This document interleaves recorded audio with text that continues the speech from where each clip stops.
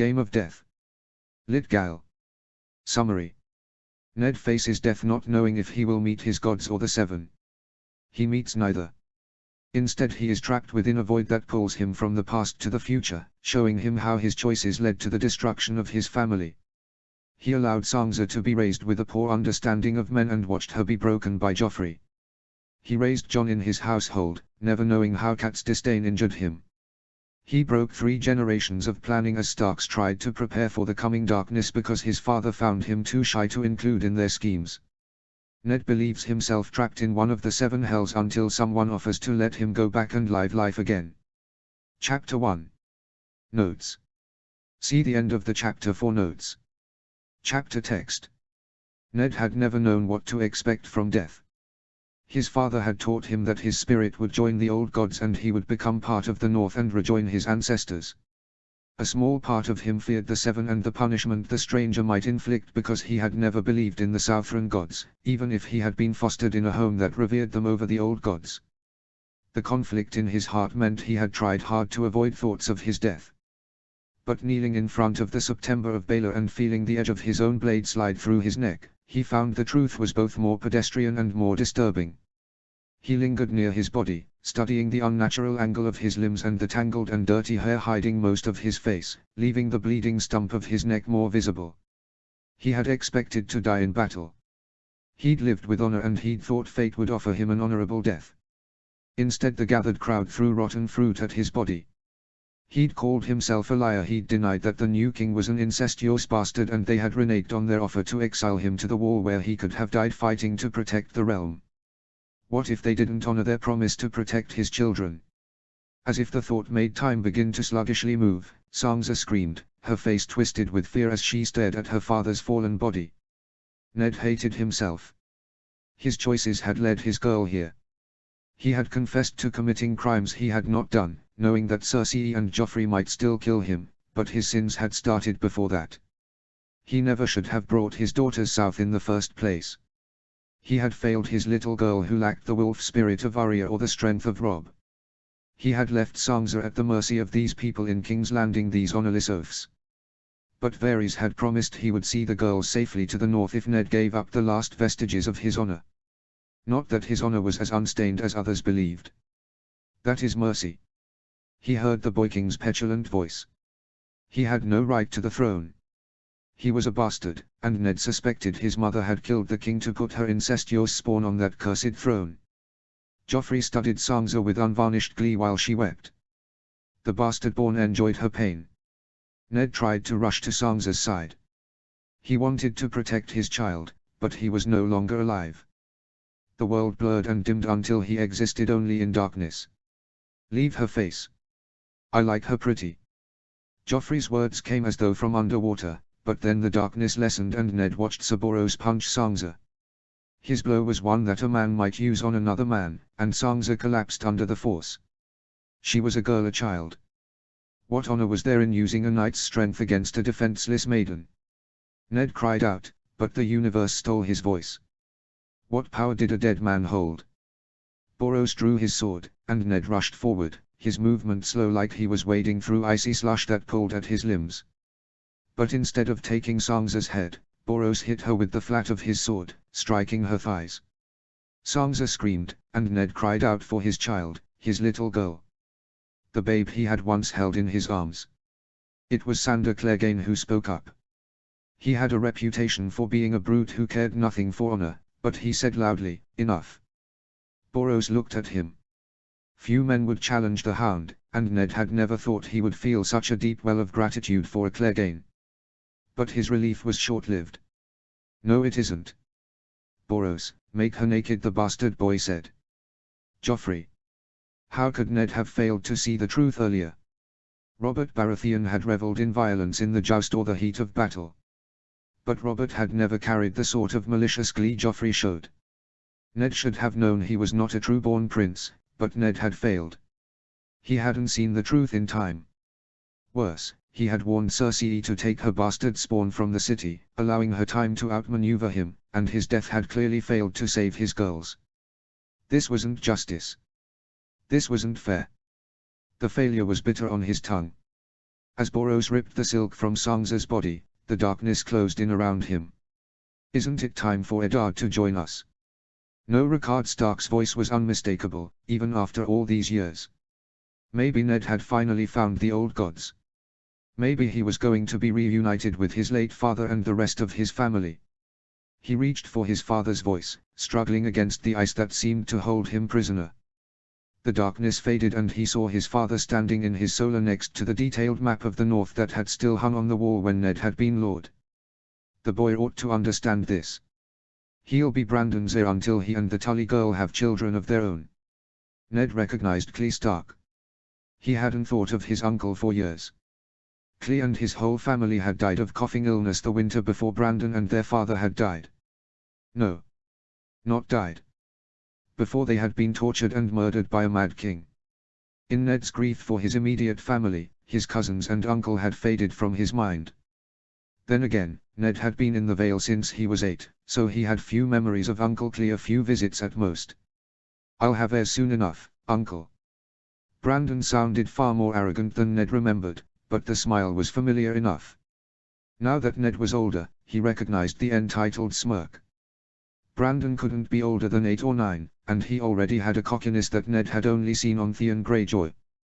He never would have allowed Robb to show such conceit. Rickard smiled at Brandon. "You will, but not for years yet." "Then let Ned sit in," Clee said. His father shook his head. "Ned is too shy. The North would never follow him, heir or not. I'll not spend time trying to force the boy into a role that is ill-suited to him. He'll be our connection to the South, and this is a conversation for Northmen." Ned had no stomach, yet he could feel the nausea. His own father had not thought of him as a Northman. The shame burned. Clee continued. "The boy has a good heart. He'll rise to the occasion should he need to." "Enough. He'll never need to, and circumstances are unlikely to give him the chance," Rickard said sharply. Clee bowed his head toward his brother, yielding to his lord before refocusing on the map. "Liu sent word that the portents are growing stronger." Liu Stark, the youngest of the 3 brothers of Rickard Stark's generation, and the one who had died at the wall. The Stark family had once had many males. Rickard and his 3 sons, Clee with a half-dozen children, including 4 boys, and Liu and elderly Joseph Stark at the wall. Yet a handful of years later, when Ned had gone to war, he had understood that if he died, the whole line of Starks risked extinction with only young Benjen left to carry the name. "Portents?" Brandon wrinkled his nose. Rickard's expression was implacable. "Liu reports that the brothers at the wall have the same ignorant attitude as you do, son. He says Master Aemon has abandoned any attempts to convince them, but every winter is longer and the North has fewer people each time the seasons turn. The portents are there, and if the North does not change, you will be the last generation of Starks, or perhaps your children or grandchildren will be.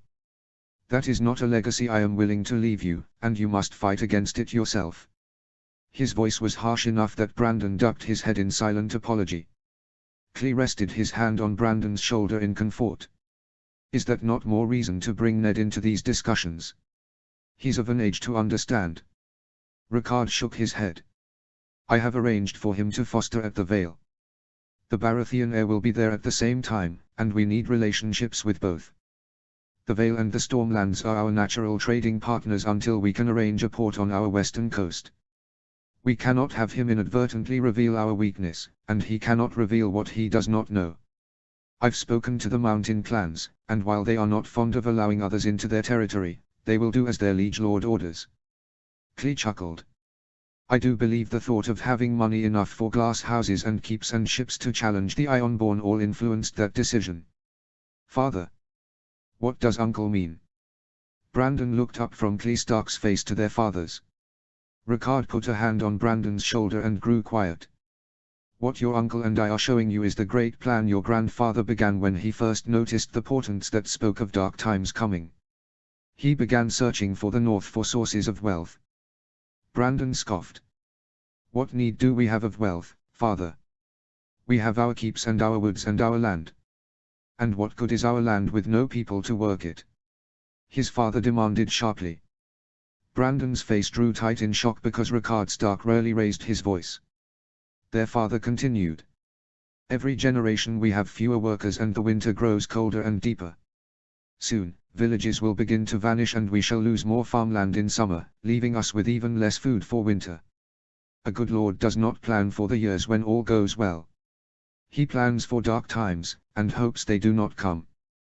But as surely as you stand here, I do believe dark times are coming for Winterfell. Uncle Clee's tone was softer. With coin, we can bring Southrons north to work the farms in summer.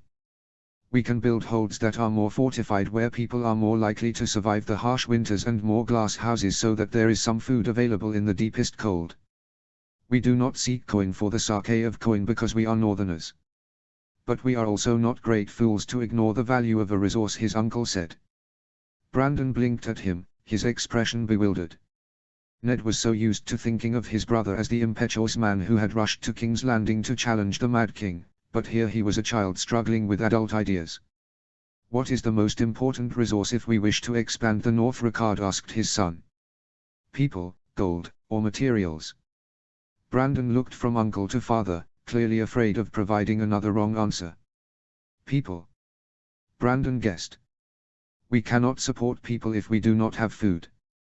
We want a North that is rich with people, not rich with emaciated bodies, his father said. Brandon nodded. Then materials. We need food. And where would this food come from? Ricard asked. Brandon frowned so that wrinkles appeared on his round, childish face. We could plant more crops. That would require seed and possibly irrigation. Where do we get that? Brandon stood straighter. Seed is the most profitable of all resources, he said, parroting their father's teachings. A bag of seed you can buy for a coin can turn into a field of crops that can feed a village. True, his father said. However, one needs hands to work the fields. Then it is people who are most important, Brandon said. But if I call for people to work the fields, they will be dead before the plants blossom, and once again I am left with a North full of emaciated corpses. Then is it gold?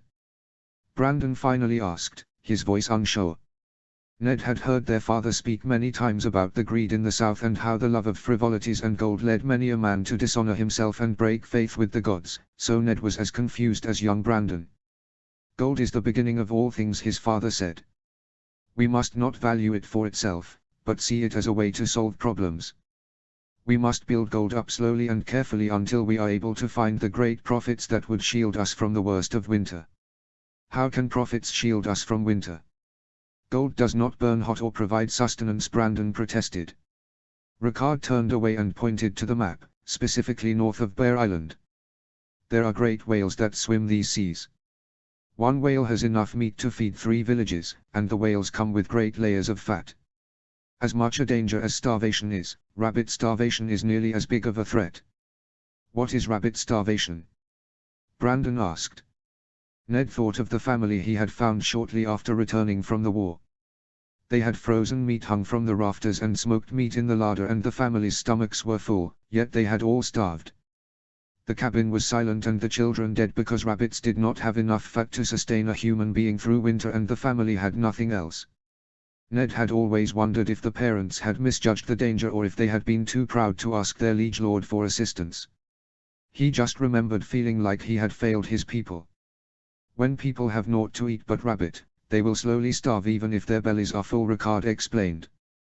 Those whales would provide the fat necessary to get our people through winter. So why do we not send hunters out for these whales?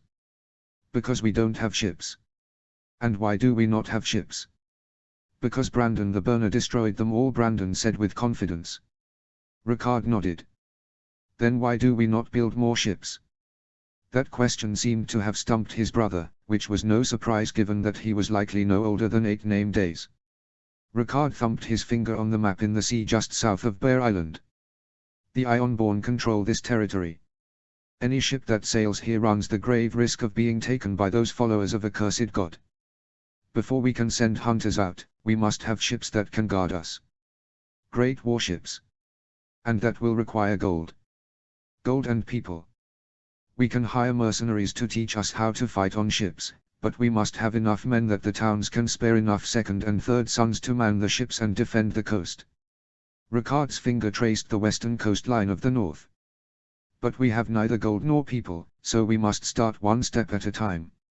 He thumped his finger down on the wolf's wood. Brandon leaned closer to the map and squinted, but their father's finger was in the middle of wilderness. Brandon looked up at their father in confusion. We have grand trees, larger than anything seen in Essos. Those Easterners will pay good money for such a rare commodity. So we cut down the wolf's wood. Brandon asked in horror. Horror that Ned echoed.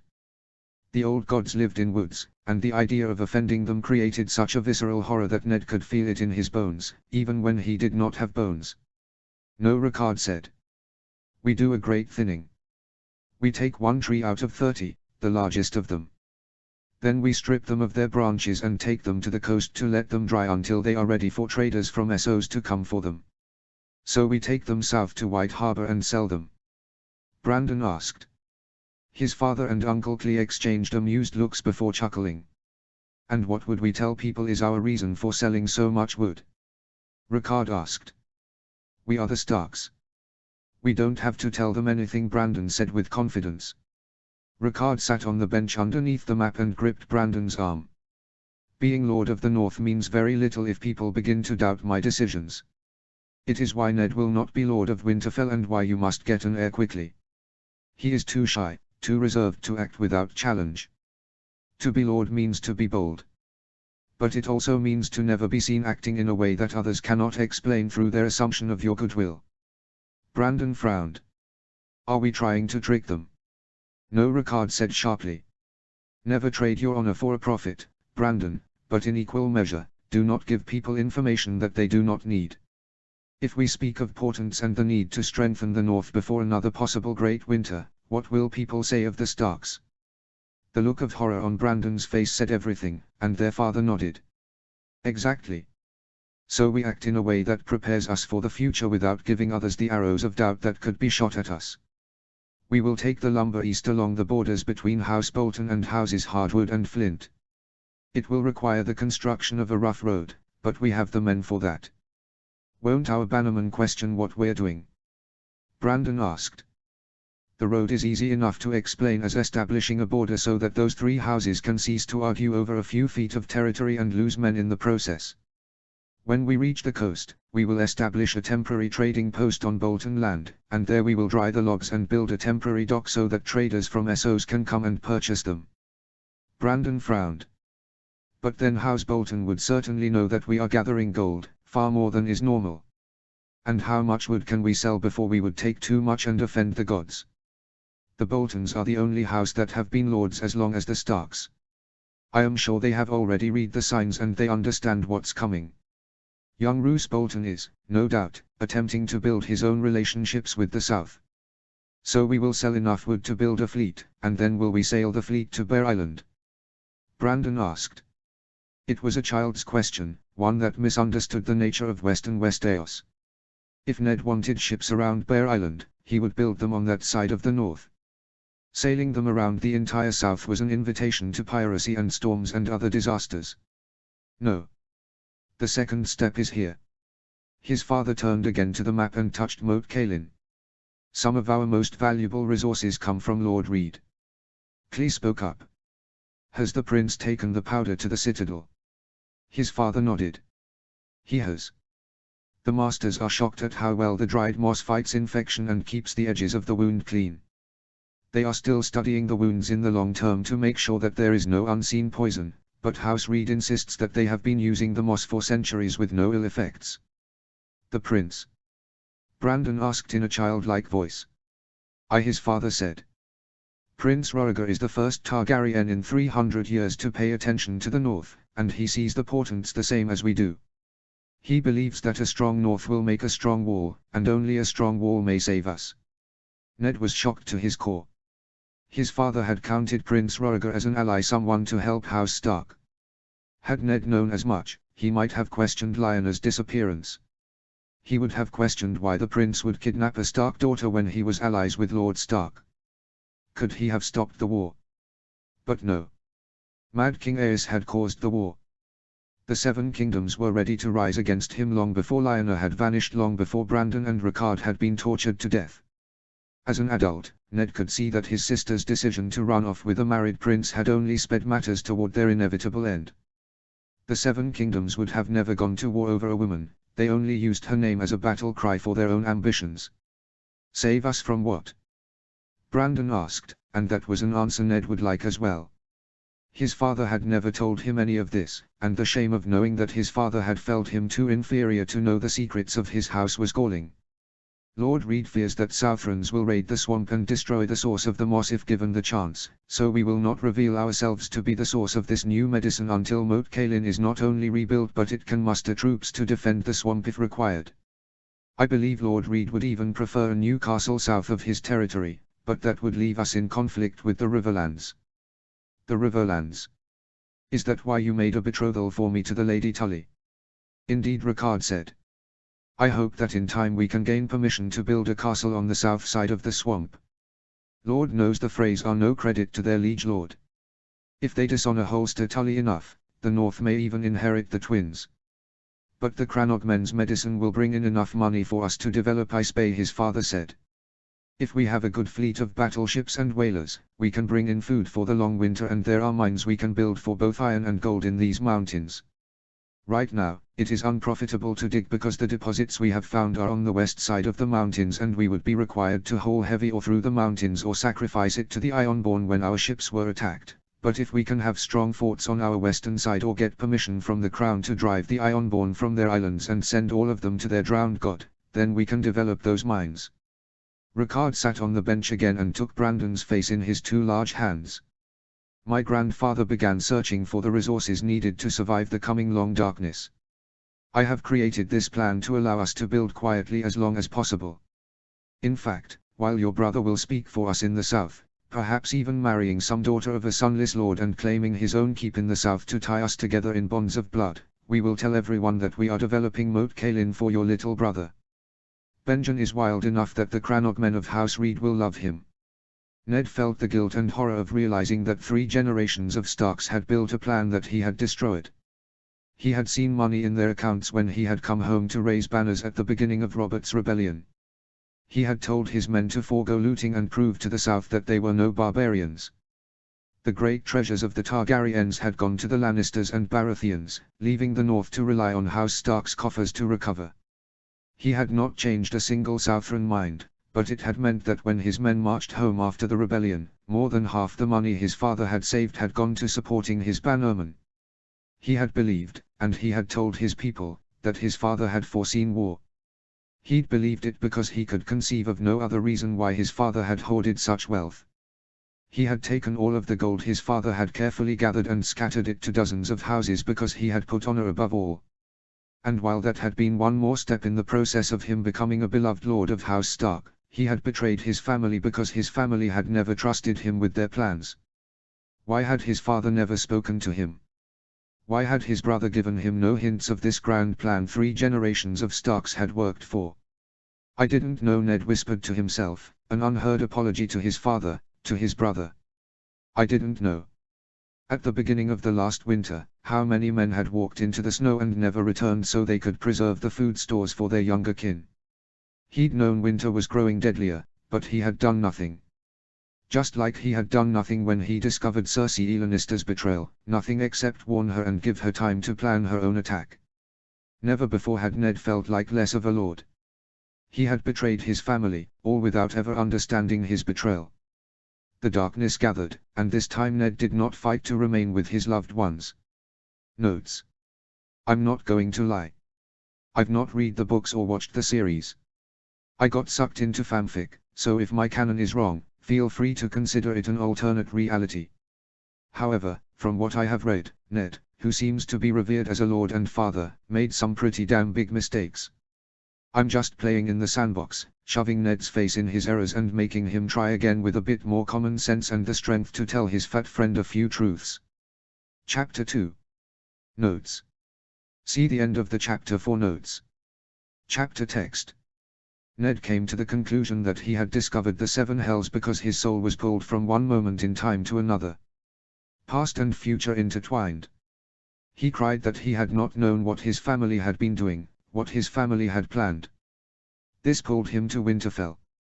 He saw John, no higher than Ned's waist. He had tight curls and huge grey eyes which were currently shining with tears. He clutched his arm, and Ned saw red tracks from fingernails. Caitlin stood over him, terrifying in her fury. "Would you steal from me, boy?" she demanded. Tears slipped free, and he shook his head so that his curls flopped wildly from side to side. "No, Lady Stark. Never." She raised her hand as to slap him, and John fell back, crying as his elbow bled, red soaking into the stones of Winterfell. "Don't lie to me, boy. You'll have no evening meal for 3 days. If you want food after midday, make yourself useful in the kitchens and beg the maids to share their portion with you. I will not abide a thief. The Seven say all bastards are selfish and grasping creatures, and you are truly proof of it. I don't know why Lord Stark sees his blood in you when your bastardry outshines any good my husband may have given you." John was sobbing now, curled in on himself, but not protesting. Ned wanted to scream that this had never happened, that his wife would never be so cruel. Kat was a motherly woman who valued family above all. However, he had seen enough of her sharp looks and heard her whispered orders that John not be seated at the family table. Ned could not deny the truth of this vision of the past. "Caitlin, this is not you," he whispered despite knowing it was. And then he was spun away again into darkness and ice. When the darkness faced, he was faced with Caitlin, only a very different version. She was scarred and pale, her face bloated and her eyes milk-white, like a body that had been left exposed without being prepared for burial. He watched as she ordered the death of a boy no older than Robb. The boy was crying, but he also stood upright and brave as Kat pointed toward him. "Kat," he said softly, hoping something of his love for her could reach whatever monsters she had become. "Kat, he is a mere boy." "Kill him," she whispered in a voice too soft for any to hear except for the one that stood right at her shoulder. The brave boy died on her word. Ned couldn't believe it. This creature was not his Caitlin, his Kat. What could have driven her to become a monster? By claiming John was his bastard, that he had betrayed their marriage vows before they were a year old, he had clearly hurt his Kat more than he had known. That was the only explanation for her fury toward John, but this half-dead creature wearing her face like an ill-fitting coat was not his Kat. She was not. Time slipped, and then he was at a wedding. Robb was there, older than Ned had lived to see him. His heir. His oldest. Ned's heart yearned to touch his child one last time. A woman sat next to him, and Freys filled the hall. A horrible dread filled Ned. The Freys were ruled by greed. Greed and lust. Walder Frey at 60 was still taking brides of 14 into his bed and trying to father more children when he could not feed the ones he had. Why were his bannermen feasting here? Ned watched in horror as Lord Frey mentioned a broken betrothal between Robb and his daughter. Ned screamed a warning, and it was almost as if Great Jon Umber heard his words, because a frown creased his forehead and he looked around as though in search of danger. But it was too late. Ned watched his son, his heir, die. Roose Bolton with his cold, pale eyes murdered his own liege lord Ned's beautiful boy. Ned then watched Caitlin die, her throat cut so deep that her head nearly fell from the body. He watched as the Freys killed Robb's direwolf. The beast had thrown itself against the outer doors of the hall trying to reach its maester, but Freys in the window had shot it full of arrows until the great beast could do no more than whimper. He watched as they cut off his son's head and sewed on the head of the direwolf. They paraded Robb's body about the King of the North. The King of the North. What had his son done? Had the Lannisters not returned to the girls? Was he seeing the truth, or was this a hell of Ned's own fears? He wanted to gut Roose Bolton for betraying their family, but he had no power. This was hell. This time, his soul was jerked with more force. He was thrust into an unfamiliar solar.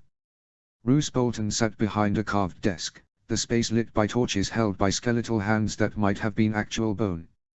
An older man Ned didn't know sat across from him. Domeric does well in the Vale.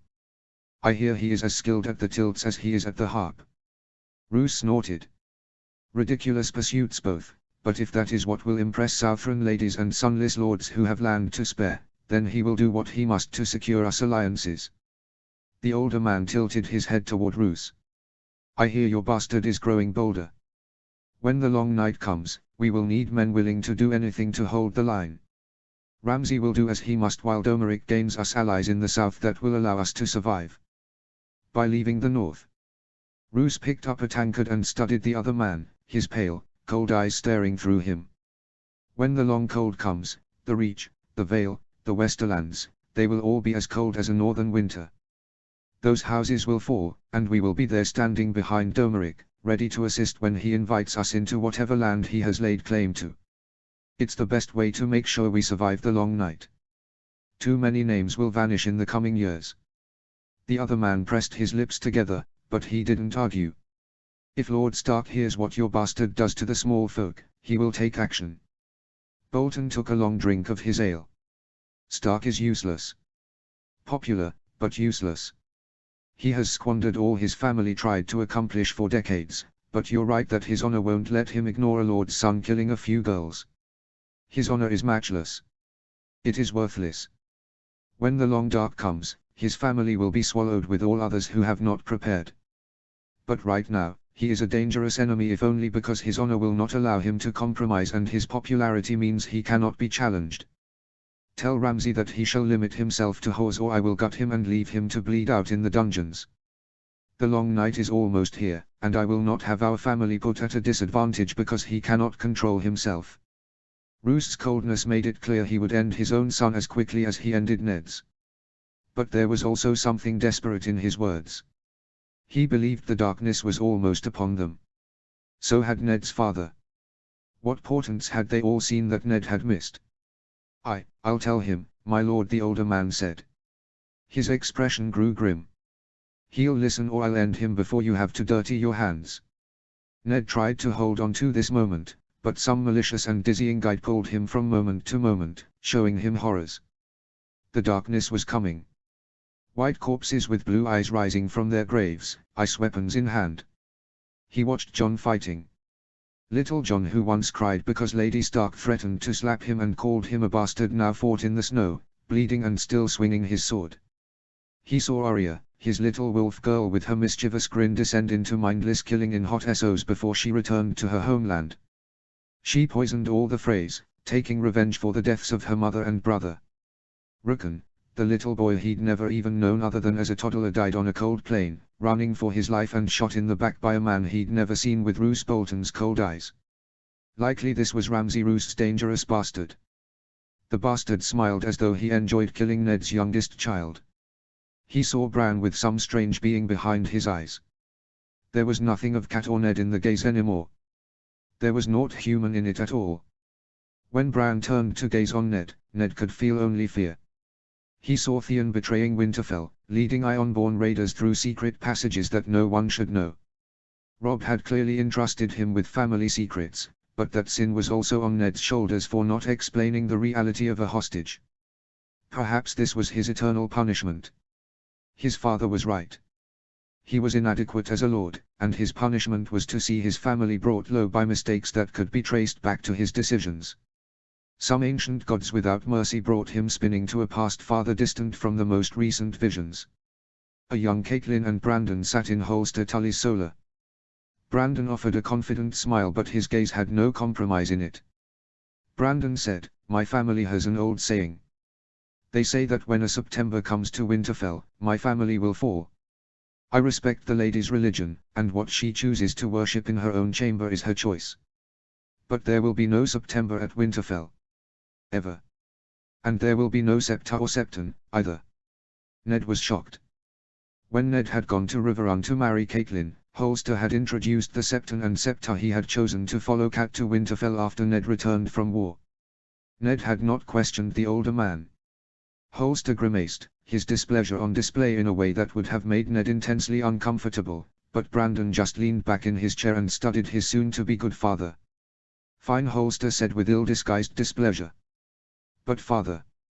Cat protested. "Silence, girl," Holster snapped. Brandon smiled at Cat, but it was not a pleasant expression. "I shall ensure that your chambers are large enough to accommodate the statues required for your worship, but I trust you to ensure that the children are not exposed. The North has its own beliefs, my lady." Ned had always thought that Catelyn and Brandon had been a true match, that Catelyn had mourned his brother and regretted having to marry the second and inferior son. But perhaps that was just one more piece of his own life he had not understood. And that thought pulled him north of the wall.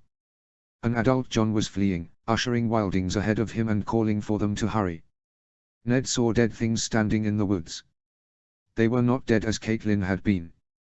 As much as he hated to say it, that creature with his wife's face had been some part of Catelyn, the part that had coldness for a crying little boy.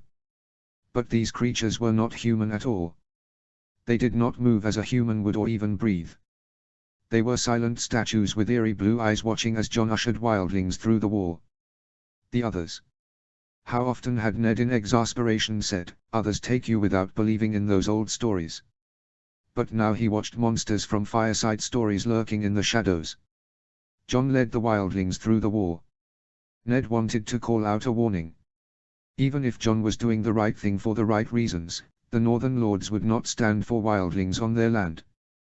This would set the Karstarks and Umbers and Boltons irrevocably against Jon. Ned did not want to see the last piece of Lyanna die. But in this hell of helplessness, in this punishment for his inactivity in life, he was condemned to watch. His bannermen had no chance to take revenge against Jon because his own brothers in black who guarded the wall stabbed him. Ned watched one more of his family members die. No more. If the Stark line was to end in this generation, let him see no more. He was not alone in his guilt, but he had no one here to rail against. True, others carried some of this blame. Both his father and Brandon dismissed him so completely that they had kept dangerous secrets. They had helped condemn the Stark family to end. But Ned's choices, there were so many he regretted. A great line of kings, 8,000 years of history, and Ned, and the judgmental nature of his father and the arrogance of his brother had brought it to its knees. No more, Ned said. No more. Darkness descended. Had Ned known, he would have followed his father's plans. He would have added to them. He would have sought out more sources of profit, and with Robert on the throne, he had the king's ear to do exactly that. He could have rebuilt Moat Cailin and harvested this moss that was such a miracle medicine. Everything would have been so different if not for Mad King Aerys Targaryen.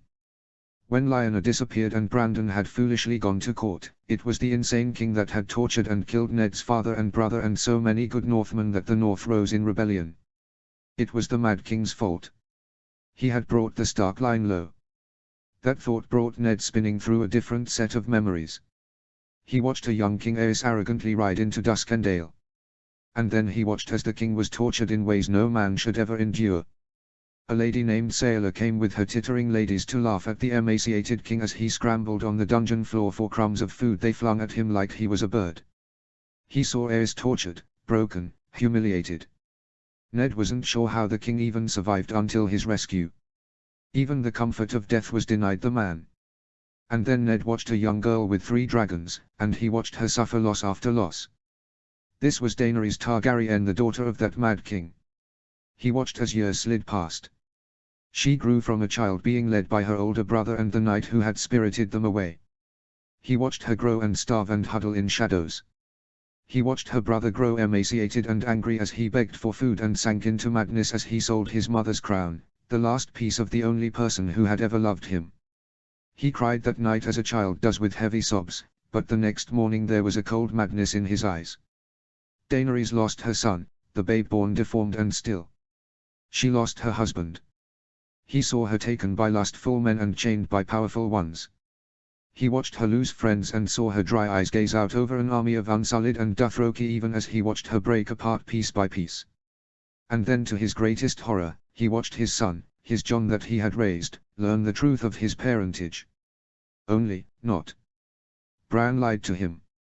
His fat friend lied. There were no records of Lyanna and Rhaegar being married because they had not been. Lyanna had told him on her deathbed that she cared not if the world saw her as a concubine because Rhaegar had promised to legitimize Jon. There was no marriage. There were no records in the citadel to be miraculously found.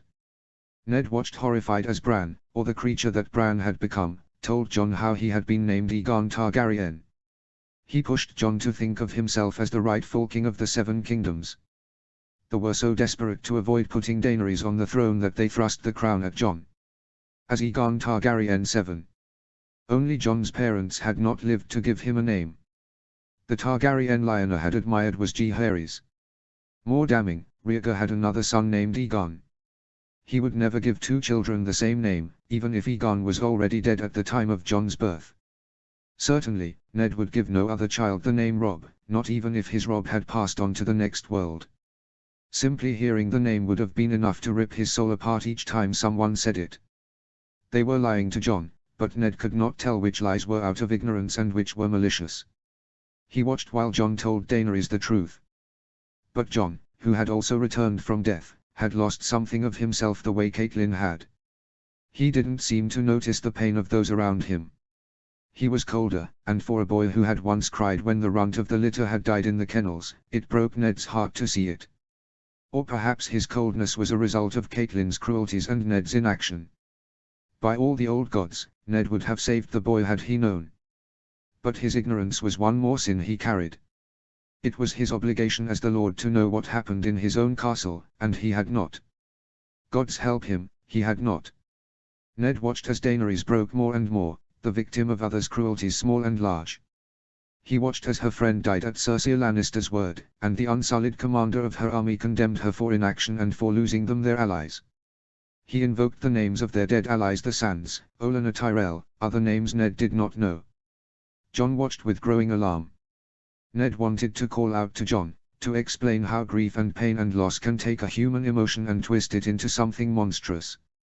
He wanted to counsel the boy to put those pieces back together with love the way Cat had saved him when Ned returned from war so weary and angry that his soul ached with it. But he could only watch as Daenerys rained down dragonfire on King's Landing.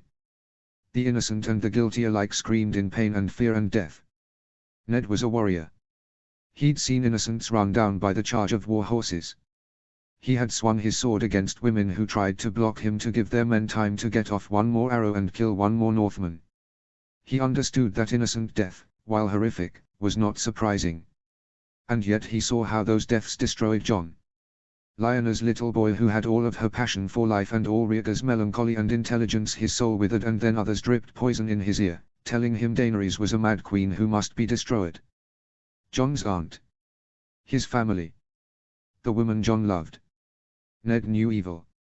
He'd looked into Joffrey Lannister's eyes, and he had seen it. The girl was not evil. She was mourning, and she needed only to have someone take her side against the world, but Jon stabbed her. Two great fools trying to find a path through the deceptions and expectations of others. Ned had failed, so he could not blame these two young people who were equally unprepared. The war with the others was won, but that did not end the long winter. He saw cold and hunger ravage the land. Even in the Reach, babes starved and women wept over bellies swollen from rape. Every part of the Seven Kingdoms toiled under the aftermath of war. Ned watched while Arya, his little girl with her wild spirit, disappeared in a storm off the west coast of Westeros. She died fighting, throwing off her armor and her weapons in an attempt to keep the water from dragging her down, but eventually her bloated corpse sank into the darkness. He watched Sansa become something cold and dangerous. She grew old and suspicious while his bannermen waited for her to die so they could fight over the bones of the Stark legacy. She took no husband. She had no children. She raised a boy from the Mandaelis, and Ned watched when his bannermen's children and grandchildren stabbed that man to death at Sansa's funeral for the audacity of assuming that he could take her crown. And with her, died the last of his children. The last Stark. Endless wars and rebellions were only legacy of what he and Robert had begun in Lyanna's name. Notes. I certainly am a fan of the fandom. I watched the early episodes of Game of Thrones, but it committed the ultimate sin. They killed the dog, or the direwolf. I was very upset by that. I thought I could handle it better in print, but the ages, oh Lord, the ages. I teach teens, so I very much appreciated that the show aged them up, but the books. So I gave up despite really liking the characters from just a couple of chapters and a couple of episodes. But then I found stories where Harry Potter characters brought their magic to Westeros. Hermione/Rob is weirdly satisfying. Watching her challenge sexism and confuse Rob really amused me. And then I got stuck into Daenerys and Jon/Dany and then all the songs of variations. She does oddly well with everyone from Jon Snow to Tywin Lannister. So I am a fan and I enjoy playing in the sandbox, and time travel fix-its are a favorite. But I'm tired of seeing the children have to fix things. I want to put the burden on Ned, who is the sweetest, most honorable and bestest idiot in all the land. It's like he's never met a dishonest person or heard one story about what happens at court. At the very least that's true of Fan and Ned Stark. I do love torturing a sweet idiot, and protecting children at the same time, so win-win. Chapter 3. Chapter text. Ned sobbed in the darkness. His children had made mistakes, but he could see how each one traced back to his own teachings. Being a better father could not have saved Rickon from the arrow of the Bolton boy, but he was the one who'd allowed Sansa to be raised in such ignorance. He allowed her to believe fanciful tales of princes and knights that had no bearing on reality. It was his fault that the betrayals of Cersei and Joffrey were so much a shock that it destroyed her ability to love. He had denied Jon a loving and stable family, even as he thought he was providing one. And Jon, in return, struggled to love others as they needed. He could not see Daenerys' pain or soothe her anguish. And Arya had always been torn between Ned and Catelyn. If he had done what Brandon had and insisted that Catelyn honor the ways of the North, would she have learned to fight sooner? Could she have known how to protect herself without sacrificing her soul in a temple of assassins? Ned had to believe that her foolish quest to sail west until she found a land that did not exist was her running away from herself and what she had become. And that did not account for his greatest sin.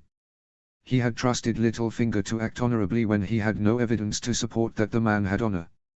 Ned knew of the strife between Littlefinger and Brandon, and yet he thought the man an ally. Even that foolishness paled in comparison to his decision to warn Cersei. Robert was not alive to order the children's deaths, and he could have removed her to safety before Stannis returned to take the throne. Ned had always considered himself a great father, and he allowed others to call him a great lord, but he was neither. He failed everyone who relied on him.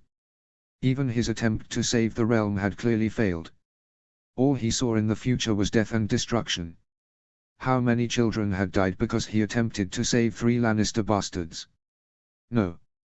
Ned was not a good father or a good lord, and this was his rightful torment. He felt a presence moving around him. His warrior instinct whispered that he should defend himself, but there was nothing left to defend. He was dead, and a mysterious presence was infinitely better than the parade of failures he had been subjected to. The story need not end here.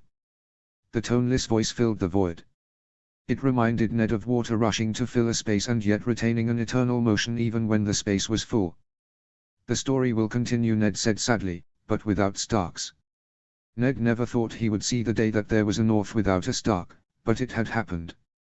Sansa had been the last, and she had not even attempted to save the family name. She attempted to prevent a civil war by choosing her successor, but even that was a failure. Bran had died much earlier, a puppet king whose strings had been cut when the puppeteers had not been able to get their way. The story need not end here, the voice repeated. The North will continue, Ned said. It always does, no matter how harsh the winter. Perhaps with the great darkness gone, the North would grow stronger than it had been for many years. The story need not end here. It does for me and my kin, Ned screamed into the darkness. Only a man who sees the truth can change himself, and only a man who can change himself may change the world. Ned's breath was ragged and he struggled to contain the grief that threatened to escape. He had never known himself well enough to save even his own family, much less the world. Perhaps that was his greatest sin. The waters turned faster, and Ned bit down on an urge to scream at the faceless void to leave him alone. He saw his faults now, and he should at least be allowed to mourn them in private. The story need not end here. The voice said, but before Ned could scream in frustration, the voice said, "What price would you pay to rewrite the story?" Rewrite how? The sense of movement stilled and it felt as though the waters around him turned ice. Hard. Unyielding. Would you sacrifice your soul? Is that the price? What would my price purchase? To unwind the fates, would you pay with your soul? What would it mean to unwind fate? Ned asked. In life, he had accepted too many answers without seeking a deeper understanding of his opponent's motivations. He would not repeat that error now. If you would unwind fate, would you sacrifice your soul? Unwind what fate? Whose fate? An unwelcome hope crawled into Ned's soul. He knew this was more torment, a way for him to believe in a better future so that the reality would crush his soul more. Whether it was the old gods or the seven, he had been found wanting, and this was his eternal punishment. If you would return to the first death, would you sacrifice your soul? The first death. Was that Ned's death? Did he mean in the past? Did he mean Brandon's death? His father's death? Maybe he meant the death of Clee Stark. If he returned to that point in time, he could lay all this at his father's feet. His father had been wrong to keep such an important secret, but he was not wrong in believing that Ned was too shy and retiring when he'd been young. He'd given the throne to Robert without a whisper of protest because he'd felt so damn young. Ned had never even confronted Robert about his whoring or his forgiveness of the Lannister monsters for murdering Prince Rhaegar's children.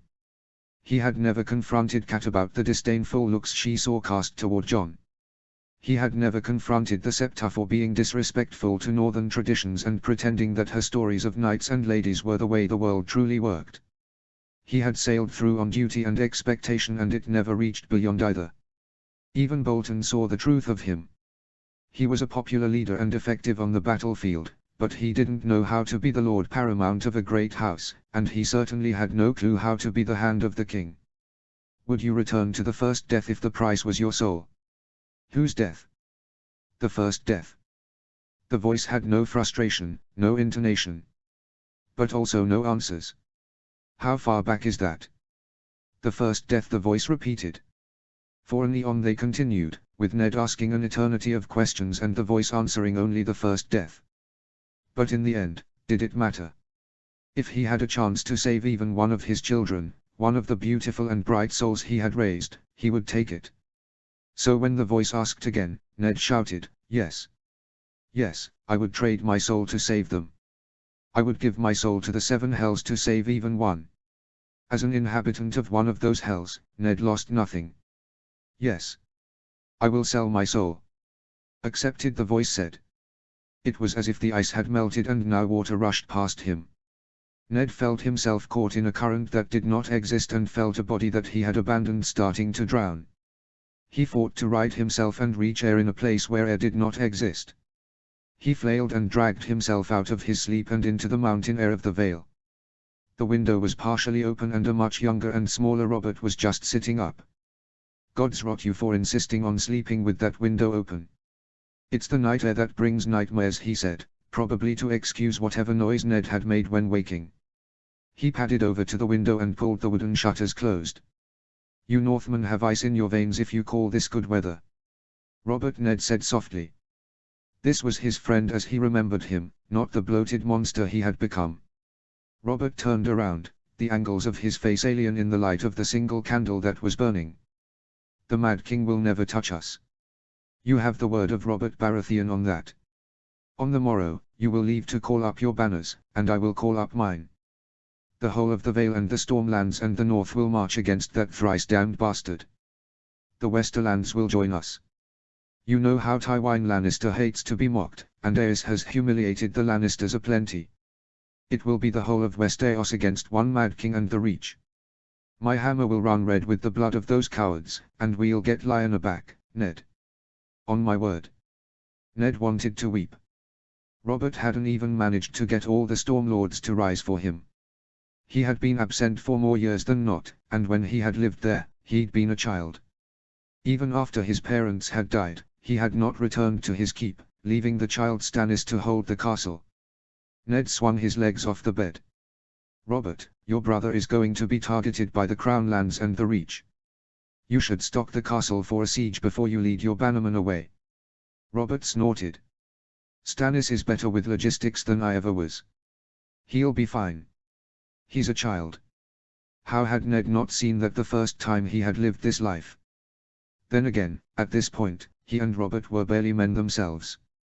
Stannis was born an old man. Robert laughed and started toward the stand where a jug of water stood. Ned jumped up and put a hand on Robert's arm. "I mean it. He's a boy. He doesn't know how to prepare for a siege, and the Reach are loath to engage in battle. They will park outside your castle as an excuse to avoid you in battle. They'd be wise to avoid me." Robert raised his arm as though wielding his battle hammer. Robert, the fact that you are a great warrior puts Stannis in even more danger. Mace Tyrell will seek the easier fight, and that is Stannis, and Renly will be there with him. He's a little boy, but that won't save him if your castle falls. Aerys will order him burned alive. For the love of all the gods, new and old, protect your blood. Robert had picked up the jug, but now he put it down. Are you that concerned? Robert looked at Ned, truly looked at him. Ned remembered that at this age he had followed more often than he had challenged his friend. I'm that concerned. Renly is a little boy, and Stannis plays at being an adult, but he is not one. You need to protect your family first. Make sure the walls are stocked with arrows and the larder with as much food as you can fit in there so they can't be starved out. It's your obligation to protect them, Robert, because it is our rebellion that will make them a target. For a time, silence filled the room, and then Robert nodded. I'll talk to some of my bannermen and have them deliver food to Stannis if that will please you. It's what is right by your brothers and your blood, Ned said. He felt like a hypocrite because he had failed his own blood as badly as Robert had. Both their families had ended because of the stupidity that started here. They both had to change. Ned, are you well? You know we will defeat the Mad King and his useless spawn. Robert's voice was full of uncharacteristic concern. It softened his tone more than Ned had ever heard. Ned flinched away from that word spawn. He could only think of Robert calling Ellia's children dragon spawn and excusing their brutal murders. We will win, Ned said, but we need to talk about Prince Rhaegar. He'll die like any other man, and we'll get Lyanna back. The sharpness returned to Robert's voice. Ned sighed. Robert, I'm not sure he stole her away. Robert frowned. What are you talking about? Of course he stole her. She has wolf's blood, Robert. She doesn't want to marry. You think she's too good for me? Robert's expression transformed from hurt to fury. His hands curled into fists and he took a quick step toward Ned. In these close quarters, Ned dare not risk a fight. There were too many sharp corners and the risk of an injury was too high. Ned had too many plans to risk an ignoble death. No, but Lyanna speaks against marriage in the abstract. I thought knowing that she had a good man willing to marry her would help her settle, but she would rather ride her horses and travel the world than join her life to any man. Her and my father have argued about it often. Robert frowned.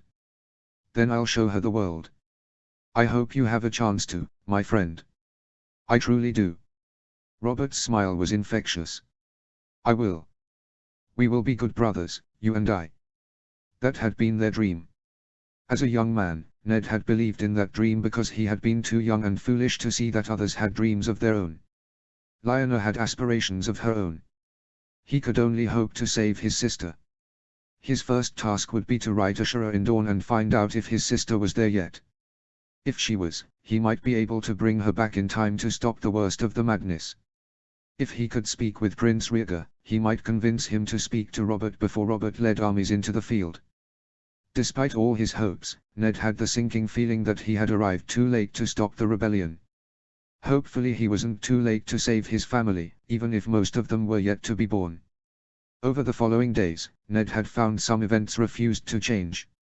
Ned spoke to Jon Arryn and Robert about his suspicion that his sister may have run off, possibly not even with Prince Rhaegar.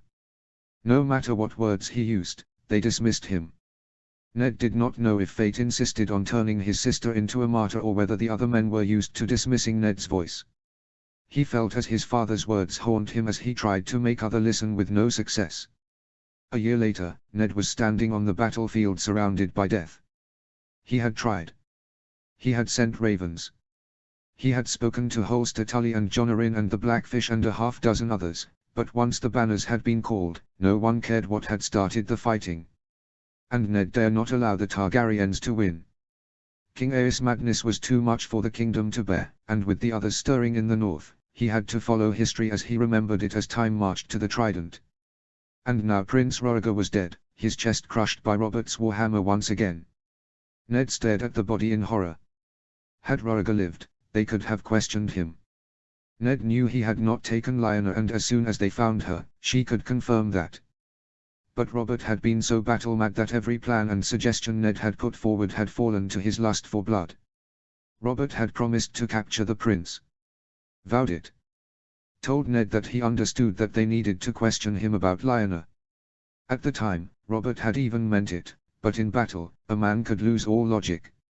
Robert and his hammer, Daenerys and her dragon, the difference was the size of the weapon, but the loss of reason during a fight was a thing all warriors had to fight against, only Robert hadn't. He had swung his hammer when he believed Lyanna was held captive. Robert put a hand on Ned's shoulder. "We'll find her. The world will be too small to hide a Targaryen's dishonorable secrets soon enough. We'll bring her home alive." Ned had the terrible feeling they wouldn't. Despite all his attempts, he had not changed history in any significant way. A year gone, and all he had done was make the war more brutal by turning his men loose on the Targaryen loyalists. They had looted, sending stolen wealth north to compensate the families of Northmen who died fighting in this cursed war. This was not an improvement in Ned's eyes. If not for the need to rebuild Moat Cailin, Ned would have demanded they stop.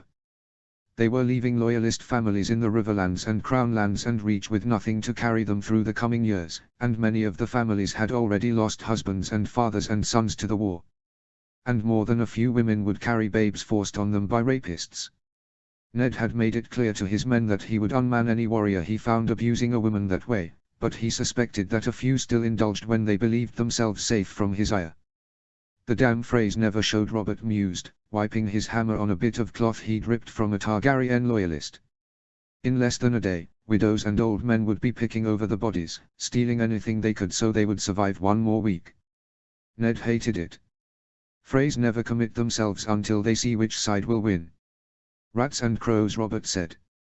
Ned had grown so used to a certain helplessness when it came to changing the future that he almost allowed the moment to pass. But then he stepped in front of Robert before he could go find one of the camp followers and work off the last of his lust and energy. "The Freys are a pestilence." "Aye, but they'll find some excuse. Old Walder's horse probably threw a shoe and they all stopped out of respect for his age," Robert said with a snort. "No doubt," Ned said. "But with this, we both know you will be king." Robert frowned. "Aye," he said, his voice uncertain. In this lifetime, Ned had noticed how many people asked Robert for promises, and Ned made sure to frame his request differently. "My father had planned to rebuild Moat Cailin, but truth be told, he had chosen another bit of land just inside the neck where he would have preferred to build." "What think you on building on Reed land a day's ride north of the Freys?" "I think I would not want Freys for neighbors," Robert said with a snort. "Yes, but the neck is the southernmost part of the north, and if we want to grow more food for winter, that is the best place. You and your winter is coming." "I've never met a house so obsessed with their own words." Robert chuckled at his own jest. "A Lannister always repays his debts," Ned countered. Robert roared with laughter. The sound was odd on this land that looked slick with mud and blood and the viscera of men. "You have me there. So, you want to build south of the marsh?" "Aye. The castle will be just inside the marsh where siege weapons cannot reach it, and I'd have a town nearby on solid land. Where the Green Fork splits in two, it creates fertile land between. And it floods every season," Robert said. "Floods are easily predicted and will not interfere with planting seasons. Some crops prefer flooded land. We wouldn't build a town between the rivers, only camps for the workers. Their families would live in town on solid ground. So many farmers have lost everything, and we could open some land now and get them planting to support the builders." "You have gold for this?" Robert asked. Ned tried to ignore the suspicion in his friend's voice. He wondered how much of the crown's debts came from Robert's tourneys and how much came from people asking for favors. This young Robert might have promised the treasure to a dozen lords by now. "Starks have been saving for 3 generations to pay for this project," Ned said. "Any Lord Paramount who wants to develop his own lands ought to have money to pay for it himself.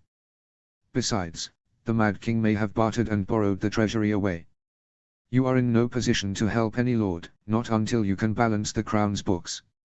Ned hoped that was enough of a push to keep his friend from ruin, but he had given up on finding easy fixes for the ills of the past. Most problems insisted on being born into the world despite all Ned's efforts. Robert looked relieved. "Aye, Your plan sounds like a good one. Does that mean you'll build a permanent bridge?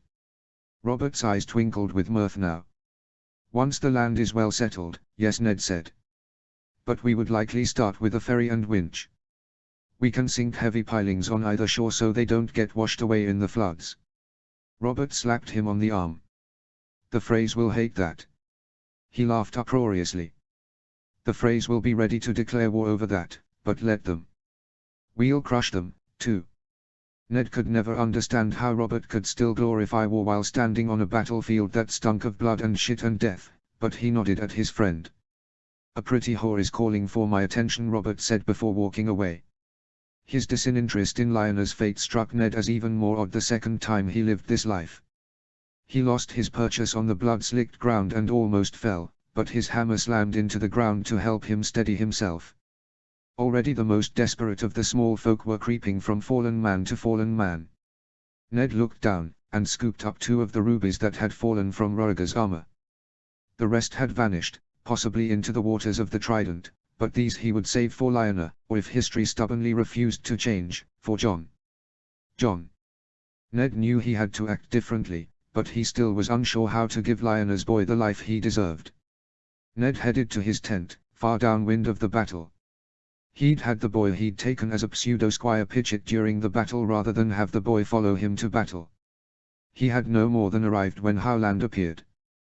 The tiny Cranogman was the only one Ned had confided in to any extent, and even then he had spoken of prophetic visions and wolf dreams, not of the horrors of having to live the same life twice.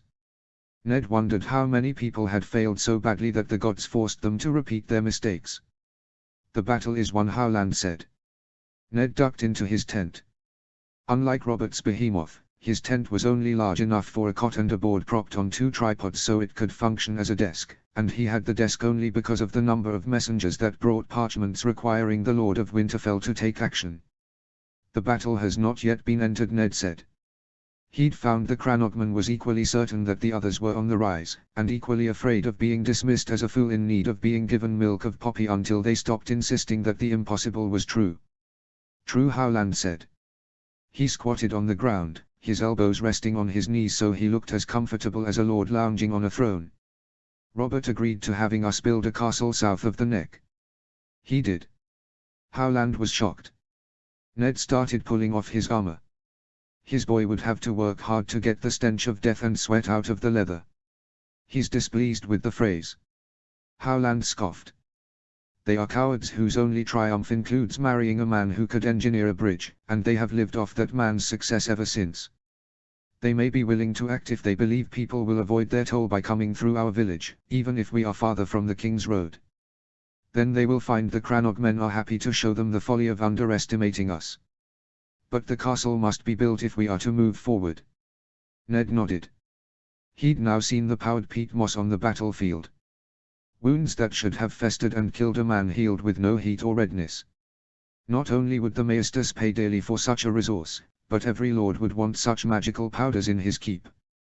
The marsh was vulnerable if anyone discovered the moss and how to prepare it. They had to secure the Neck. His father had been right that this was the logical next step in preparing the North for the coming war with the others, even if his father had been wrong to hide this truth from Ned. In the last year, Ned had come to realize that his children's deaths could be traced to others' mistakes as much as his own. Sansa's foolishness came from the Septa and her mother as well as him, and Jon's suffering at the wall came from his grandfather. Ned could not continue plans he had been kept ignorant about. I'll write my father and tell him to begin shifting the stones of Moat Cailin. Ned ran his fingers through his hair and sank down onto his cot. His boy was always in search of new dried grasses to cushion the board, but nothing could change its nature. It was little more than a board covered with furs and woven cloth. It was no bed. He felt like this life was the same. He tucked grasses under the cloths to try and cushion the horrors to come, but he could not alter reality. Howland stood and moved to Ned's side. What troubles you? I could change nothing. For all my visions, I could not save Roriger or make Robert spare even one life that I foresaw happening on this field. Howland pulled out the low stool tucked under the desk. He sat so close that their knees touched in the small space. If I see a warhorse charging a group of poorly armed green boys, I can foresee the danger, but that does not mean I can save them. Ned looked up. Why would the gods show me this if they didn't intend me to stop it? I think, Howland said slowly, the gods are more concerned with the others and the coming darkness than with the disputes of men. That is where we should focus our efforts. Ned nodded. That was logical, but after his death, the gods had shown him his faults, his children's deaths and the ways he had shaped their failures. Had that only been a bribe to get him to do his duty by the North? Would the gods allow him to rewrite his children's lives in return for preparing for the others? What do we do now? Howland asked. Ned did not remember having to make as many decisions last time. Maybe he had ignored choices until others decided for him. He had been only 9 and 10 years old during his first life, and that hardly felt like enough years to make good decisions. Worse, he had suffered a certain lack of confidence as a young man. Then again, Robert was 20 and while decisive, his decisions were even more disastrous once he left the battlefield. We can't let Dawn be pushed away. We will need their spears at the wall, so we will try to save the princess and her children. Targaryen loyalists will rally around her children, Howland warned. Ned closed his eyes. Then we make sure they die quickly and in full view of the law and without pain. We make sure the princess can return to Dawn, but we do not allow the slaughter of babes. Strife with Dawn will distract us from the Great War. Agreed. Who do we send? Quint, Jojen and Eon. Tell them to sneak into King's Landing only if they can do so safely. Otherwise, they will wait for an army to breach and then race them to the royal quarters. Do you have the map I drew? Howland nodded. I do. I will pass it on to them, and they will keep Rhaegar's family locked in the Maiden Vault until you can arrive. I will come with all speed. Robert wants to discuss strategy on the morrow, but I will push as fast as I can once I leave here. Ned wondered if he would be able to change this piece of history or if he would be forced to relive one more horror. I'll carry your message. Rest, Howland said. Ned sat up, ready to take offense at the thought that he was more tired than any other man who had just fought on this cursed battlefield, but Howland was gone before he could say a word. Chapter 4. Chapter text. Ned walked in to find Jaime Lannister lounging on the throne once more. King Aerys was sprawled on the floor, his blood spreading slowly around his fallen body. At 9 and 10, Ned had been willing to believe he knew all he needed to, but now he wondered what had driven a Kingsguard to stab his king in the back. Ned stepped closer, and Jaime sneered. What happened? Ned asked, his hand on his sword, but he kept the blade sheathed. Jaime shrugged. I killed him. His eyes had shadows that Ned recognized from the eyes of 100 men he had marched with back to the north. He'd seen those shadows in the gazes of men he'd executed for abandoning the war. He'd seen that pain in his own eyes. He'd never expected to find sympathy for a Lannister, but during his time unstuck in time, he'd seen how bad actions were often forged in suffering. Why? Ned asked. Jaime looked up at him. Does it matter? He challenged. Yes, Ned said. But first we must secure the princess and children. My father's men have no doubt seen to that, Jaime said. That is my fear, Ned said. Come, we will go to the Maiden Vault. They know you and trust you to keep them safe during this transition. No one should trust me to guard a Targaryen. Jaime looked down at King Aerys. His pain was painted on his features. How had Ned missed that during his first life? Then he had called Sir Jaime a Kingslayer and dismissed any thought of him after that. Ned moved forward fast enough to make Jaime's battle-trained instincts focus on him. They know not what has happened. You are a familiar face, and I will not have the family touched until all the Lords Paramount are here, including Prince Doran. He can speak for his family. Jaime blinked, and for a second it was as if he couldn't find the appropriate emotion, leaving his features slack. But then he shrugged. Suit yourself. The Maiden Vault is this way. He strode off.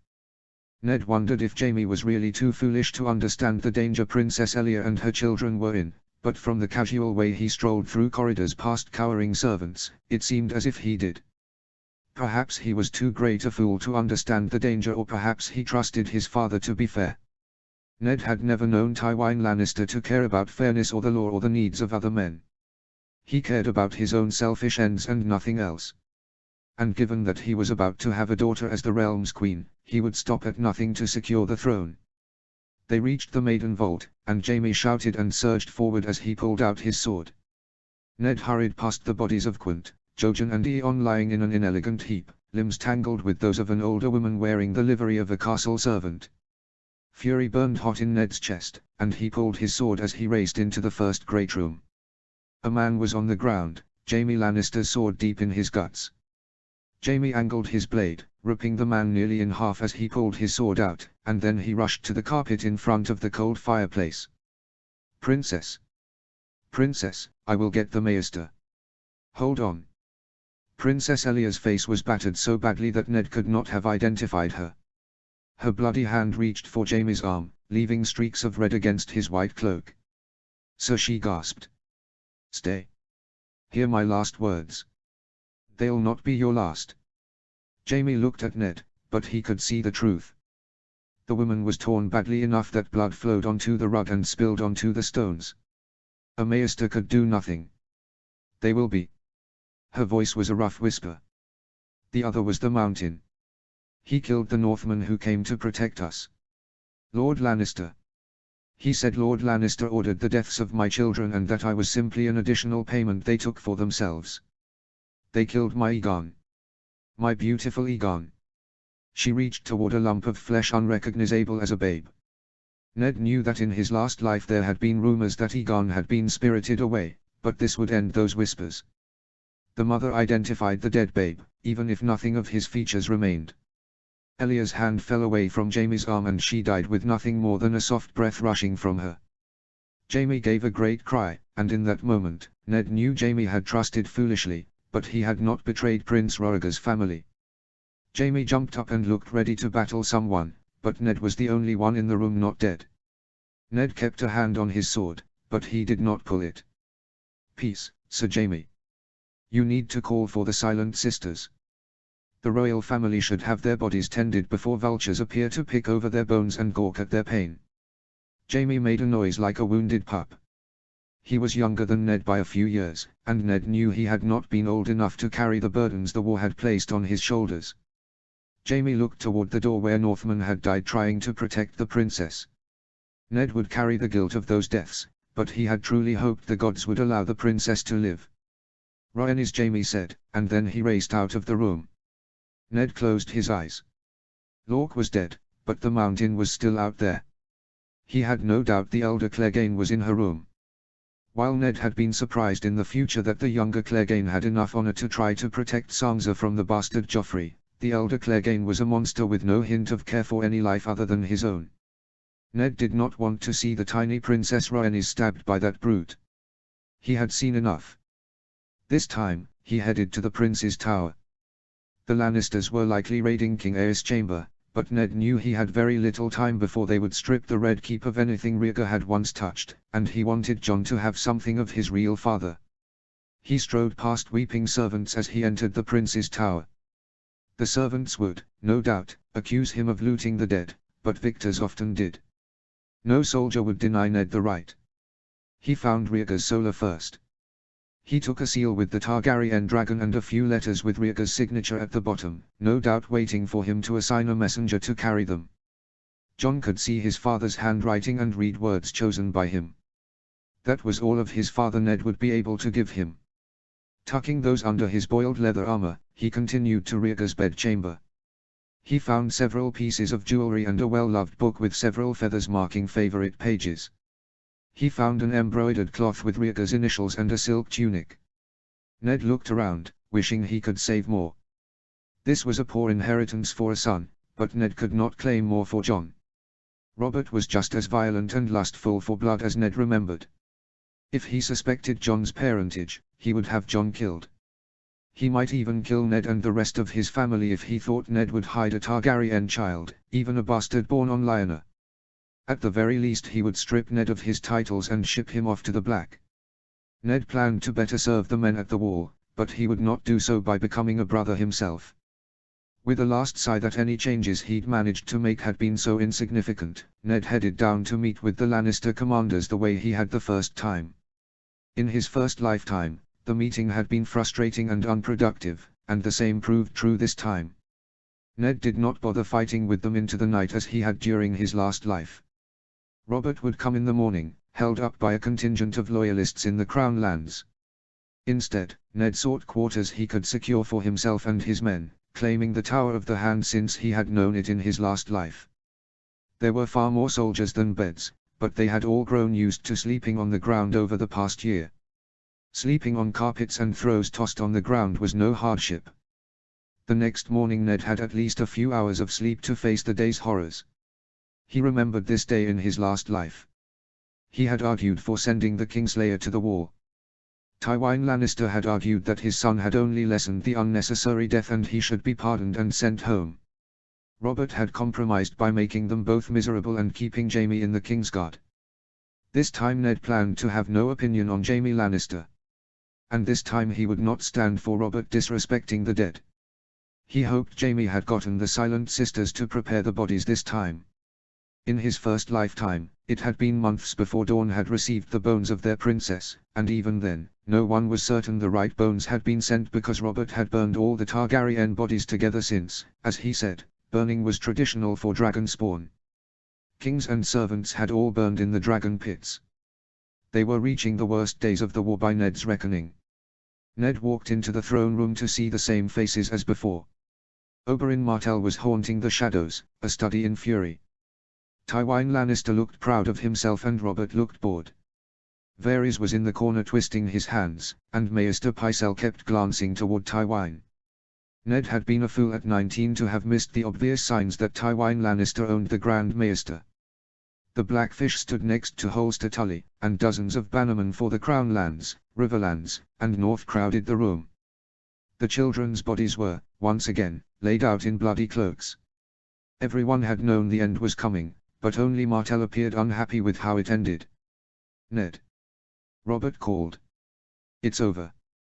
We took the throne." "You took the throne, Your Grace," Ned said with a smile. The gods knew Ned didn't want it. Robert looked taken aback for a moment, and then he laughed, the sound boisterous and raucous and utterly inappropriate given the bodies hadn't even been removed from the Red Keep yet. "With your help, Ned. Now, we have some issues to settle. First, Jaime Lannister." Tywin stiffened.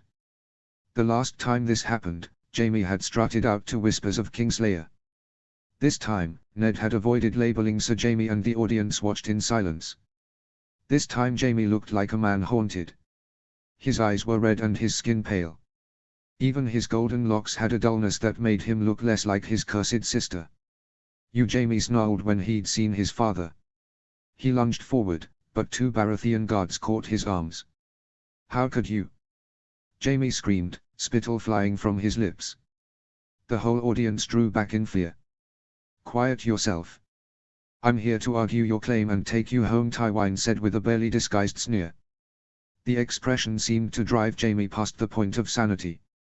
He ripped his arm free from his guard, backhanded him hard enough to send him sprawling to the ground before ripping the half-drawn sword from the hands of the second guard. He charged at his father with murder in his eyes. "She said you sent them. You sent monsters after children. You killed her." Tywin retreated, practically running backward to avoid the lethal weapon his son had turned on him. He might have killed Tywin except the disarmed Baratheon guard tackled Jaime from behind. Jaime had lost all sense of reason or tactics, so he was not hard to pin to the ground. "We've traded a Mad King for a Mad King's Guard," someone muttered, and Ned could almost hear fate replacing one title for another. Ned stepped forward. "I was there with Sir Jaime when we found the Princess Elia Martell," he said, reminding Robert that she had been the daughter of a Lord Paramount. Her death could not be dismissed. Well, it could because he had done exactly that last time, but Ned would not let this mistake repeat itself. "You killed her," Jaime accused his father. His voice had lost the edge of mania, but now there was a deadly calm that Ned would fear were he named Tywin Lannister.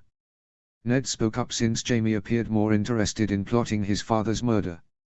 "Princess Elia said that Lork and the Mountain killed her children. She said they dishonored her as payment for the act and named Lord Lannister as the one to send the killers. With her dying breath, she accused all 3 and then reached for her babe, naming the child Aegon even though we could not identify the body. I understood the child was beaten to death in front of her. Jaime had gone dangerously still, and Ned prayed for Robert to show discretion, but he looked down at the two bodies wrapped in cloaks and said the words that still haunted Ned's nightmares. I see no babes. Only dragon spawn. Ned was ashamed to say that as a youth he had been too shocked to respond, but he was no longer a green boy who struggled to find words or stand up against his friends. I see two children I asked Northmen to find and detain so the Lords Paramount could meet to discuss their fate. I see two dead children, tortured. I see 3 dead Northmen, murdered by those who had no authority to act on their own. Ned squared his shoulders, and Robert's mouth hung open. To the side, Oberyn had gone still. Jaime shoved his guard's hand off and climbed to his feet, even if he had lost his stolen sword. You ordered them killed, he accused his father in a soft and deadly voice. Ned had forgotten that this was a boy who had once wanted to be a Kingsguard and protect the royal family. Last time Jaime had not learned of the children's death until he was brought to the throne room, so Ned could only assume he had been too shocked to act. This time, the rage had taken hold. This time he had heard Princess Elia blame his father with her dying breath. They were the heirs to a fallen dynasty. Nothing else could have happened, Tywin said as calmly as if announcing the weather. Would you have us raise them until the Reach rallied behind them, dooming us to another war and another generation of men dead on the battlefield? If the children had to die, Ned said, that was an issue for all the lords to decide, including their mother's family. And if it had to happen, they would have had their mother and milk of the poppy. I would never expect a just man to take a babe still suckling at the teat and bash it against stone while forcing the mother to watch, and Robert, he was a babe. A child. Elia's last words were not anger over her own pain but mourning for her little boy. With every word, Ned was more ashamed he had not said this in his first life. The throne room was silent. Sir Jaime, Ned said, I told you to get the Silent Sisters and have the princess and her children's bodies prepared. Did you do that? Jaime tore his gaze from his father and focused on Ned for several seconds before answering. I was taken before I could get to the September. Ned nodded. Great Yon, Ned said, turning to his largest bannerman, can you escort Sir Jaime and Prince Oberyn to the September and refuse to leave until they send Silent Sisters? King Aerys can be tossed to the dragon pit for all I care, but the princess and her children will be tended. I will guard the children until you return. I Great Yon said. He looked at Oberyn and then Jaime. Come along. If we're lucky, someone will tell us to piss off and we'll get to bash a few heads. That seemed to cheer Jaime, and he followed. Oberyn stared at Ned for long seconds before he slowly tilted his head forward in a mocking bow and followed. Robert was still staring at Ned as though he didn't recognize him. Ned sighed. They're children, Robert. Babes. Robert looked down at the bodies as though confused, and then he narrowed his eyes and turned on Tywin Lannister. And what right did you have to make this decision? It seems like you've avoided taking any side, and now you act as though you're in position to pass judgment. I took the throne, not you, Lannister. My son was held hostage. It was a delicate situation, but I have supported you as best I could, Tywin said with supreme confidence, as though he knew he could politically outmaneuver Robert, and he could. Ned could now see how he and Robert had both been green boys who had not been prepared to win. 3 Northmen died because of you. I'll take bones back to 3 wives, 3 mothers, Ned said, restraining his anger. Those men had survived the first time he had lived this life, and their deaths were as a result of his choices and the orders of this arrogant prick. Such is war, Tywin said. I demand Gregor Clegane's life or his body, Ned said. He killed soldiers fighting on the same side, and the punishment for that is death. Tywin clenched his teeth. As much as Ned was loath to pull the lion's tail this early in the game, he could not allow Robert's callousness to drive Dorne out of the 7 kingdoms. While they had still paid a pittance in tax and pretended to bend the knee to Robert, in the next 10 years, they would develop more ties to Essos than the rest of Westeros. And Robert had been unwilling to force them to show more respect for the throne, either because he knew he could not win a war on Dorne's deserts or because he felt guilty about what he had done. Ned wanted to believe it was the latter, but he feared the desert was the true reason he had not demanded the full taxes. And the wall was always the first to suffer when tax revenues dropped. Ned turned to Tywin Lannister. Unless you wish to claim he was acting under your orders when he and Lork killed the princess and showed such cruelty, you must turn them over. The princess said they attacked her as their price for obedience, not that you had ordered her dead or her children tortured. We can assume you lost control of your soldiers and disciplined them, or you can shield them by telling us they followed orders. I would not give so monstrous an order, Tywine said through clenched teeth. Then there is no need for trial, Ned said. They were found on the battlefield turning on their own allies when they killed Northmen.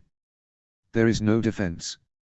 The Mountain would be able to defend himself in a trial by combat were this a normal murder, but there was no such thing as a battlefield trial any more than those who abandoned the wall were given a trial.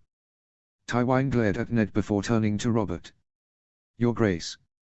His tone was far more ingratiating, but that was the wrong tactic to take with Robert. He never had liked obsequious groveling. You heard Ned. You can claim the acts as your own or give the Mountain over to Northern Justice, Robert said. Tywine's hands curled into fists, but he gave a quick nod. I will have the Mountain report here as soon as possible.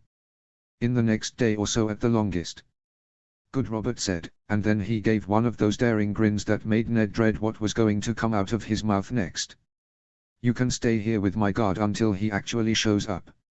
Ned wondered if he had just managed to make his first substantial change in history. Were relations between Robert and the Lannisters ruined to the point that Tywine wouldn't offer his daughter as queen? Ned wished he could stay and see the outcome of this day, but he had to go to Dorne. This time he hoped to get to the Tower of Joy before his sister's death became inevitable. Chapter 5, Lyanna. Chapter text. Ned woke, his sweaty clothes clinging to his body. Even at night, Dawn was unbearably hot. Perhaps that explained Oberyn's insanity. The man had tried to follow Ned, but Ned had sent him away. In his past life, he'd never exchanged a single word with the man, but now Ned had struggled to escape the man's sharp-eyed attention and inappropriate observations. Ned sat up and pulled the shirt away from his skin. Howland moved out of the darkness and into the dim light cast by the glowing embers of their cooking fire. I should ride out, Ned said. They were within 2 days of the Tower of Joy and several days ahead of where he'd been in his previous life. But he couldn't keep at this slow pace. The Maester who had agreed to come demanded long periods of rest.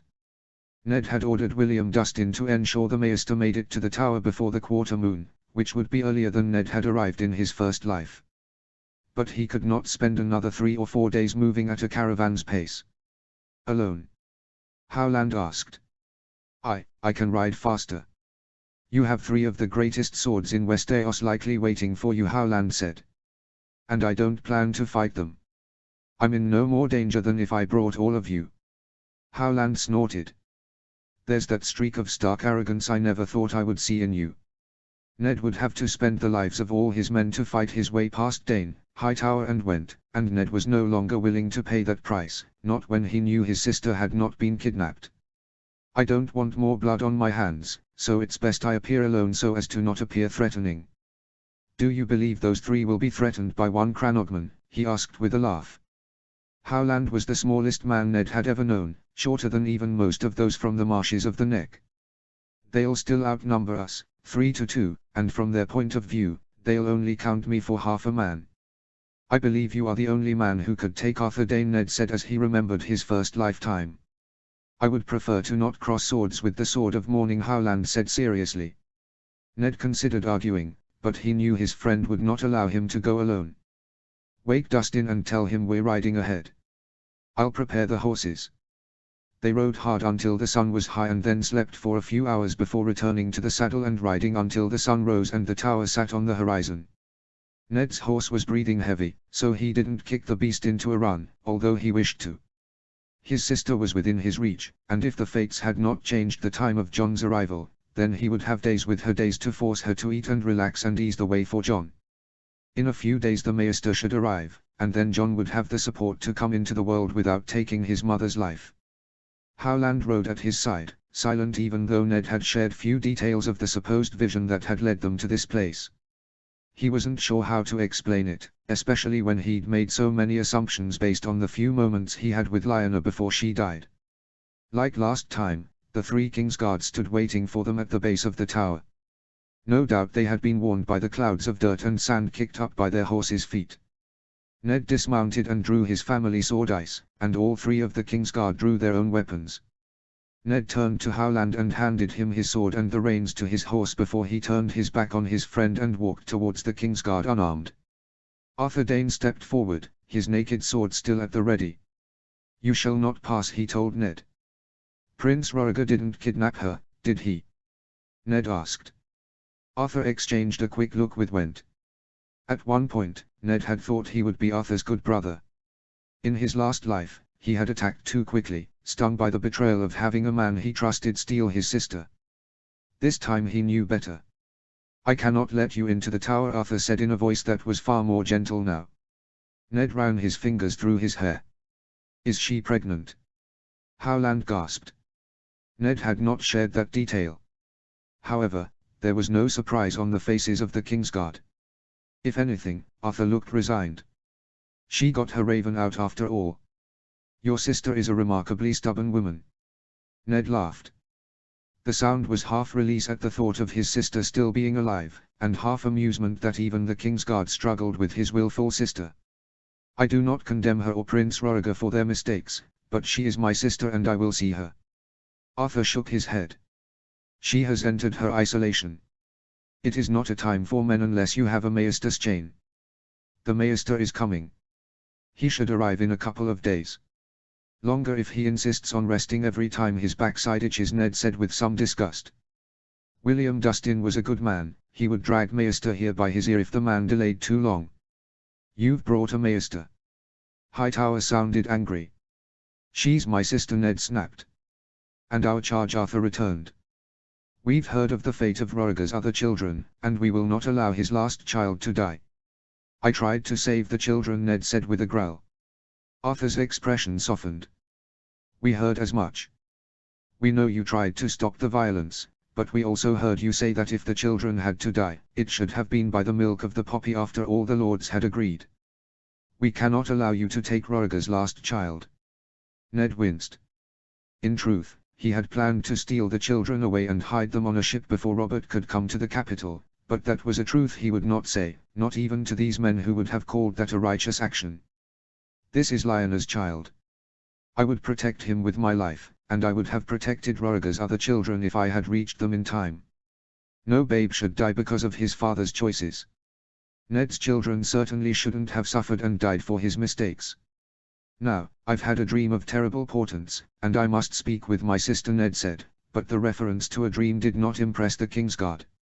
"No woman wishes to see a man once she enters her isolation, especially not a brother," Arthur said. "Wait until the birth is over, and I will take you up myself." "What if she does not survive the birth?" "I have a terrible foreboding." "All men do when it comes to childbirth," Arthur reassured him. "But if Roriger is gone, that child is our best hope. You will not interfere with the birth. Prince Viserys is the heir.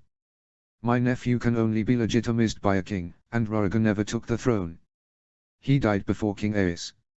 Arthur's face was solemn. "But this child also has a place in prophecy. He must ascend to the throne." Ned thought of Jon at the wall, thought of him fighting the others, the ice monsters that came out of the woods. People had called him the King of the North, just as they had called Robb before that cursed wedding. Ned wasn't sure the Iron Throne was the one Jon was fated to take. Besides, it was not Jon but Daenerys and her dragons that had burned through the Whites. Were they all part of the prophecy? "I must see my sister." "You cannot. You are Kingsguard. You should either bend the knee to Robert or follow Viserys. He is the rightful heir, but he is a child. If he is left alone and afraid, he will turn out as mad as his father." Ned's time in the Void had showed him over and over how grief and fear could twist a soul. Pain had warped his beautiful daughters into forms that had made him weep, and the tortures of Duskendale had set the Mad King on his descent into darkness. Maybe if Viserys had more protection, the realm would not hear rumors of the cruelty of the Beggar King. Arthur grimaced. Viserys has enjoyed too much of his father's attention. He already slides towards madness. Then go and save him from it. "But my sister is my kin. My family. My responsibility," Ned said firmly. Arthur understood familial obligation. Went stepped forward. As long as she has a prince or princess of the realm in her, she is our duty. She has a bastard of the realm in her, and I will love that babe because he is part of my sister, but do not call him a prince when he cannot carry his father's name. I will not have you make another black fear of him. And when the baby comes out, will you steal the babe from Lyanna and send her still bleeding from her birthbed to me? Arthur physically recoiled. You know we would never do that. Then let me see her. She is my sister, and the babe will be my kin, unclaimed and unnamed by his father. Ned strode forward, certain that these men would not take swords to him while he was unarmed, especially since he had shown no rancor toward the Targaryens. In his first life, he ought to have spoken to them before assuming the worst, especially Arthur, given that his sister had been Ned's first choice for a wife. He had grown to love Cat, but their love had been slow in coming. Mayhaps bringing home a supposed bastard had contributed to that. As he expected, the three did not move to stop him. Ned strode to the tower and took the stairs two at a time, happy that no echoes warned him of followers. The Kingsguard were still outside, likely watching a very uncomfortable Howland. Ned. It had been so long since he had heard his sister's voice, not just of the year that she had been missing in this life but also the 15 years he had lived in his previous one. And yet, it was as familiar as his own. Lyanna. She lay on a bench, her stomach enormous and a book propped up on it. A servant stood in the corner, wide-eyed and clutching the bed covers she had been in the middle of changing. This is not as it seems, Lyanna said. Ned raised an eyebrow. Do you hope to argue that you are not pregnant? Ned knew that expression well. If she had had something at hand, she would have thrown it at his head. Of course I am. Then perhaps you will try to argue it is not Prince Rhaegar's child. Lyanna huffed. You are impossible. I am a Stark, Ned said, and the familiar banter left him with such an excess of emotion that he struggled to maintain his composure. But she needed to remain calm if she was going to survive childbirth this time, and he was determined that she would. So he took a breath to calm himself before their words could turn more harsh. Strange how only now did he remember the screaming fights they'd had. Lyanna turned to the servant. Leave us, she said. The woman seemed relieved as she ran from the room. Lyanna turned back to Ned. I didn't hear the sounds of battle, so I can assume that you talked your way through Sir Arthur and the others. I suspected you had not been kidnapped, Ned said. But I was. What? Anger rose in his chest like a hungry, rabid beast. Not by Prince Rhaegar or the Kingsguard, she quickly added. Why do you Stark men always assume the worst? I believe men in general are rather protective of the ones they love, Ned pointed out.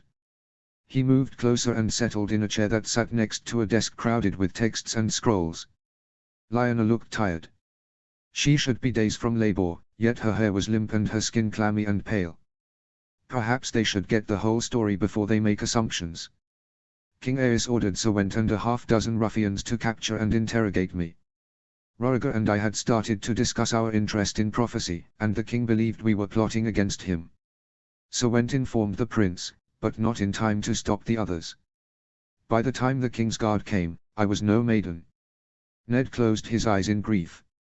He'd wanted to believe his sister had chosen to leave with a man she loved. Knowing she had been taken like that made his guilt grow deeper and wilder. You should have come home, Ned said. Lyanna held out a hand toward him. Oh Ned, if you had been the Lord of Winterfell, I would have. But Father and Brandon never would have forgiven me. They would have pointed out that had I not traveled UN chaperone, those men would not have had the opportunity to grab me.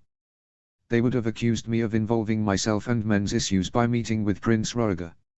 Since women cannot go to the wall for their shame, they may have even sent me to a September just to remove me from their sight and erase the shame I brought to the name. You brought no shame to our house. If the men hurt you, that is not a shame you carry, Ned said fiercely as he took her hand. Lyanna squeezed his hand. How I wish all men carried your goodness, she said, but I knew my options were limited by what had been done to me. Prince Rhaegar was a friend. He offered to hide me, and as the months went by and we remained in hiding from his father, we grew to care for each other. Ned looked at her swollen belly. I can see how he cared for you. You sound like father. From her tone, that was a grave insult. I do not judge you for getting hurt, nor am I likely to exclude a child from the family for being too shy, so I am not nor will I ever be Ricard Stark. His voice carried more answer than he had intended, but sitting with Lyanna, he knew that she never would have made the choice to hide the family's secrets from him. Lyanna blinked at him, shock on her face. Ned. Ned shook his head. That is an issue for another day. Why did you not send a raven, tell us what had happened? I did, for all the good it did. Brandon wrote back, telling me that he was going to make the king return me to Winterfell, that the prince had overstepped by assuming that Winterfell owed him for his patronage. The peat moss, Ned said softly. Rhaegar had taken it to the citadel for testing, and Brandon must have assumed that he had decided Lyanna was a fair payment. In truth, that was the sort of logic King Aerys might have used, but the prince had not been his father. You know about the medicine. Lyanna sounded angry, and she threw her hands up. Of course. It is only the women who do not deserve to know the family's secrets. This is why I started climbing onto the ledge under Father Solar. I am a Stark, at least until I marry. I deserve to know the family's business, especially the dangers that threaten the north. She was slowly turning red with fury. He'd forgotten how much like Arya his sister had been. They never told me, Ned said. Father thought I was too reserved to be a proper Northman and that the North would never follow me. He thought telling me would expose our family's weakness to Robert and Jon Arryn. I only found out after they died. All the anger drained from Lyanna. Oh, she said softly with a wince. I don't think they told Benjen much, just that they wanted to refurbish Moat Cailin for him. To protect the neck and the peat moss, Ned said. I know. I thought our family was closer than this.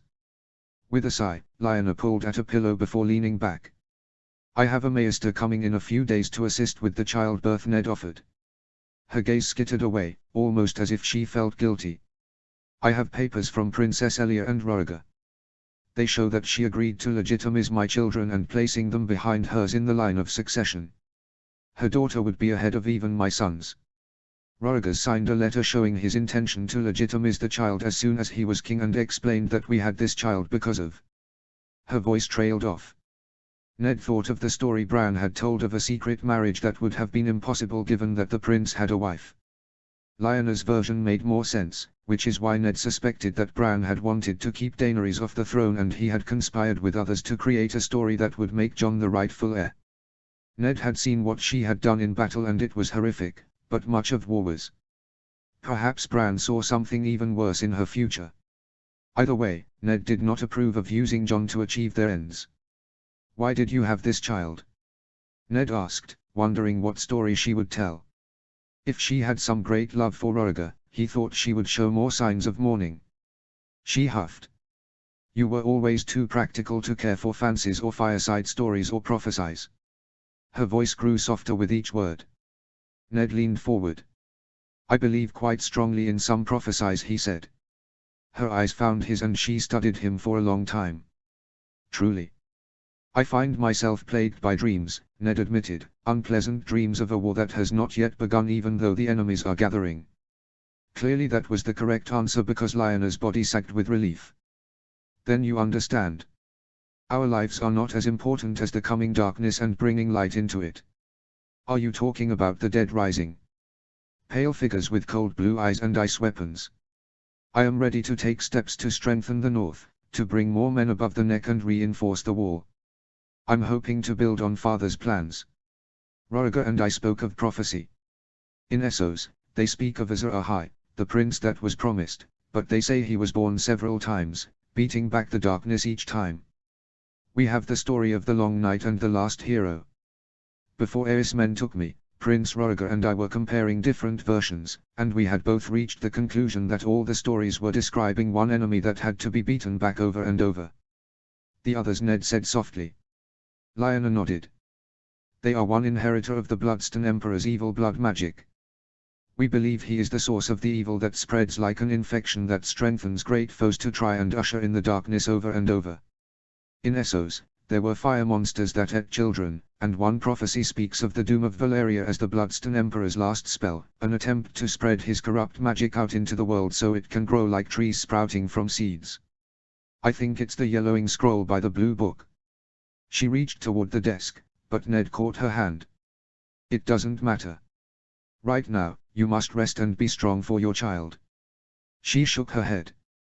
Roriger believed his son Egon was the prince that was promised Azor Ahai reborn to fight the darkness. Roriger and Egon are both gone, Ned said softly. He didn't tell her of his visions of Daenerys Targaryen and her dragons flying to the north to set fire to the demons. If there was a hero reborn, it would be her. I know, Lyanna said softly. I'm sorry you lost him, Ned said, and he meant it. While he would not want his sister to settle for being a mistress, she had lost the man she chose. Lyanna sighed. We lay together more for the prophecy than out of a passion for each other. I respected Roriger and he respected me, but I was a pathway to fulfill the prophecy he obsessed over, and he was my protection from the consequences of my dishonor. At least, at first. But I came to see the importance of Roriger's prophecy and my place in it. The Bloodstone Emperor was defeated by fire in the east and ice in the north, but each time, the corrupt magic came back into the world. But one seer spoke of a song of ice and fire, that when the prince who was promised sang of ice and fire, the darkness could be ended forever. Roriger's blood carried the magic of Valyria, but my blood carries the magic of the first men. Together we are the song of ice and fire. We both knew we would be seen as oathbreakers and our children as bastards, but to fight the coming darkness, we were willing to take that risk. You got pregnant for the prophecy. Ned had thought he had lost the ability to be shocked. He had, after all, come back from the dead. However, Lyanna could still leave him struggling to find words. You think your child will be the prince who was promised? You think me foolish? She sounded sad. Ned thought of Jon fighting ice monsters. Not entirely, but this feels unwise. Roriger believed Egon was the prince that was promised. He thought himself the prince when he was younger, but he found 3 dragon eggs, and no matter how much blood he fed them, they would not hatch. He said the eggs went from feeling like stone to feeling warm and alive, but he could not bring dragons from stone as the promised prince was said to be able to. So when his son was born under a red star, he decided his son was Azor Ahai reborn and that this child will be a daughter of Iznia who will fly a dragon next to her brother husband. She rested a hand on her belly. Ned's mouth opened, but he could not find the words. Jon was no daughter. Before he could say anything, Lyanna continued. I believe I will have a son. I believe Roriger was the prince who was promised, and the fact that he died before taking the title of king fits the prophecy. If he was to fight the darkness, then we are all doomed. He is gone, Ned said. Lyanna drew a long breath. Azor Ahai's greatest accomplishment was forging his sword, Lightbringer. Valyrian steel? Ned asked. Those ancient swords had properties that verged on magical. Something more powerful, Lyanna said. He forged for 30 days and nights before quenching the blade in water, but it shattered. He forged a new sword and 30 days later, he quenched it in the blood of a tiger, hoping the power of the animal would give the metal strength, but it shattered again. He then forged a third sword, and 30 days later, he called his wife Nissa to him and asked her to bare her breast. He plunged the hot sword into her and her spirit imbued the sword with the strength to withstand the Bloodstone Emperor's magic. Did Roriger make a sword? Ned looked around. Lyanna's voice was soft and sad. In a way, he did. Did you know Princess Elia struggled in childbirth? The whole kingdom knew of that, Ned said, not sure why Lyanna had changed the subject. He had forgotten how difficult it was to have a conversation that traveled a logical progression when she was in the room. Lyanna's smile was sad. Her first birth was done the Dornish way. She gave birth in the water, but when mother and child came out weak, the Maestas insisted that their advice must be taken for Prince Egon's birth. They gave her mother's touch. Ned felt the cold breath of merciless gods on the back of his neck. What is mother's touch? Dried and powdered blood from a female tiger and a female elephant. The Maestas say the first gives strength and the second endurance. They said it would make Elia strong enough to carry the babe to term. But like with Azor Ahai's second sword, the babe was still born weak. Ned shook his head. No, he said firmly. We are Starks. We fight winter and the darkness. We prepare the land. We are the blood of kings and we lay our lives down in battle when required, Lyanna said softly. Ned's eyes burned. He had fought so hard to reach her in time. No, it is not written by fate. The Maester we brought will deliver your child safely. You will come home to Winterfell and we will prepare for the darkness together. Lyanna's eyes shone as she shook her head. My son will be born in my blood. I give my life willingly for this. He will be the light-bringer brought into the world by the prince who was promised. Rhaegar thought his unhatched eggs disqualified him, but he brought the eggs from Coldstone to warm life. Now they wait only to be hatched. Maybe my son will ride one. Maybe there are other Dragoseeds who will claim them. Rhaegar wouldn't tell me where he sent the eggs, but he said each of his children would have the chance to try to hatch one. Ned didn't know what had happened with that. Maybe he hid Jon so well that whoever had the eggs could only offer them to Daenerys. Fate isn't set, he said weakly, but he remembered seeing Jon alone beyond the wall, walking through a bitter coldness that no human should have survived. Was Jon the Lightbringer? Surely that was a better description of Daenerys. Ned wanted to deny the possibility that Lyanna would have to die to save the world from darkness. Lyanna squeezed his hand. I'm afraid, she said with a small quaver in her voice, but I am also a Stark. Winter is coming. Please believe me. I can't do this if my brother thinks I have lost all reason. I want you to live. Ned knelt in front of her and took his sister in his arms, her huge belly between them. I want you to live, but I do not believe you have taken leave of your senses.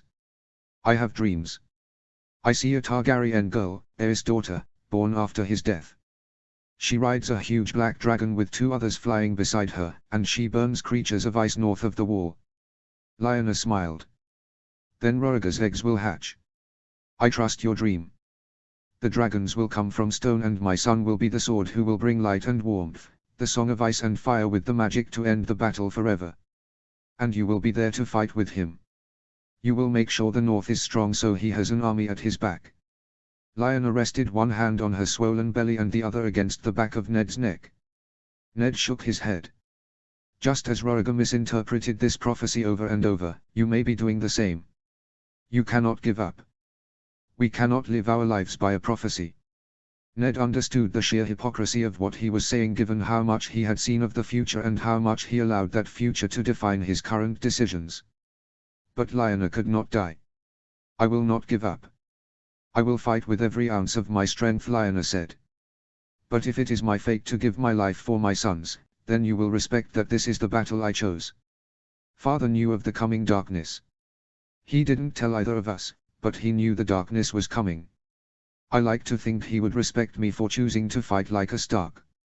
Ned swallowed around the lump in his throat. He would. And if he didn't, then Rickard Stark wasn't worth the fire it had taken to burn him alive in King's Landing. What will you name him? Ned asked. I was always partial to Daemon the Glorious. My son would, of course, be glorious. She gave a devilish smile. It's a very Targaryen name for the North, Ned said slowly. Perhaps we can call him Gaejon. It's close enough to Gage to avoid raising concerns. You don't need to take him north. Arthur knows what to do, Lyanna said. He has a place prepared so he can hide my boy. You don't have to worry about any of that. I've had months to review plans, and with this one kicking me all night, nothing to do all night but obsessively plan for any potential problem. She laughed as she patted her belly. Essos, Ned guessed. Lyanna didn't answer, but he could see the truth of it in her gaze. I refuse to allow him to vanish into Essos. You say he is the Song of Fire and Ice. He needs to learn ice.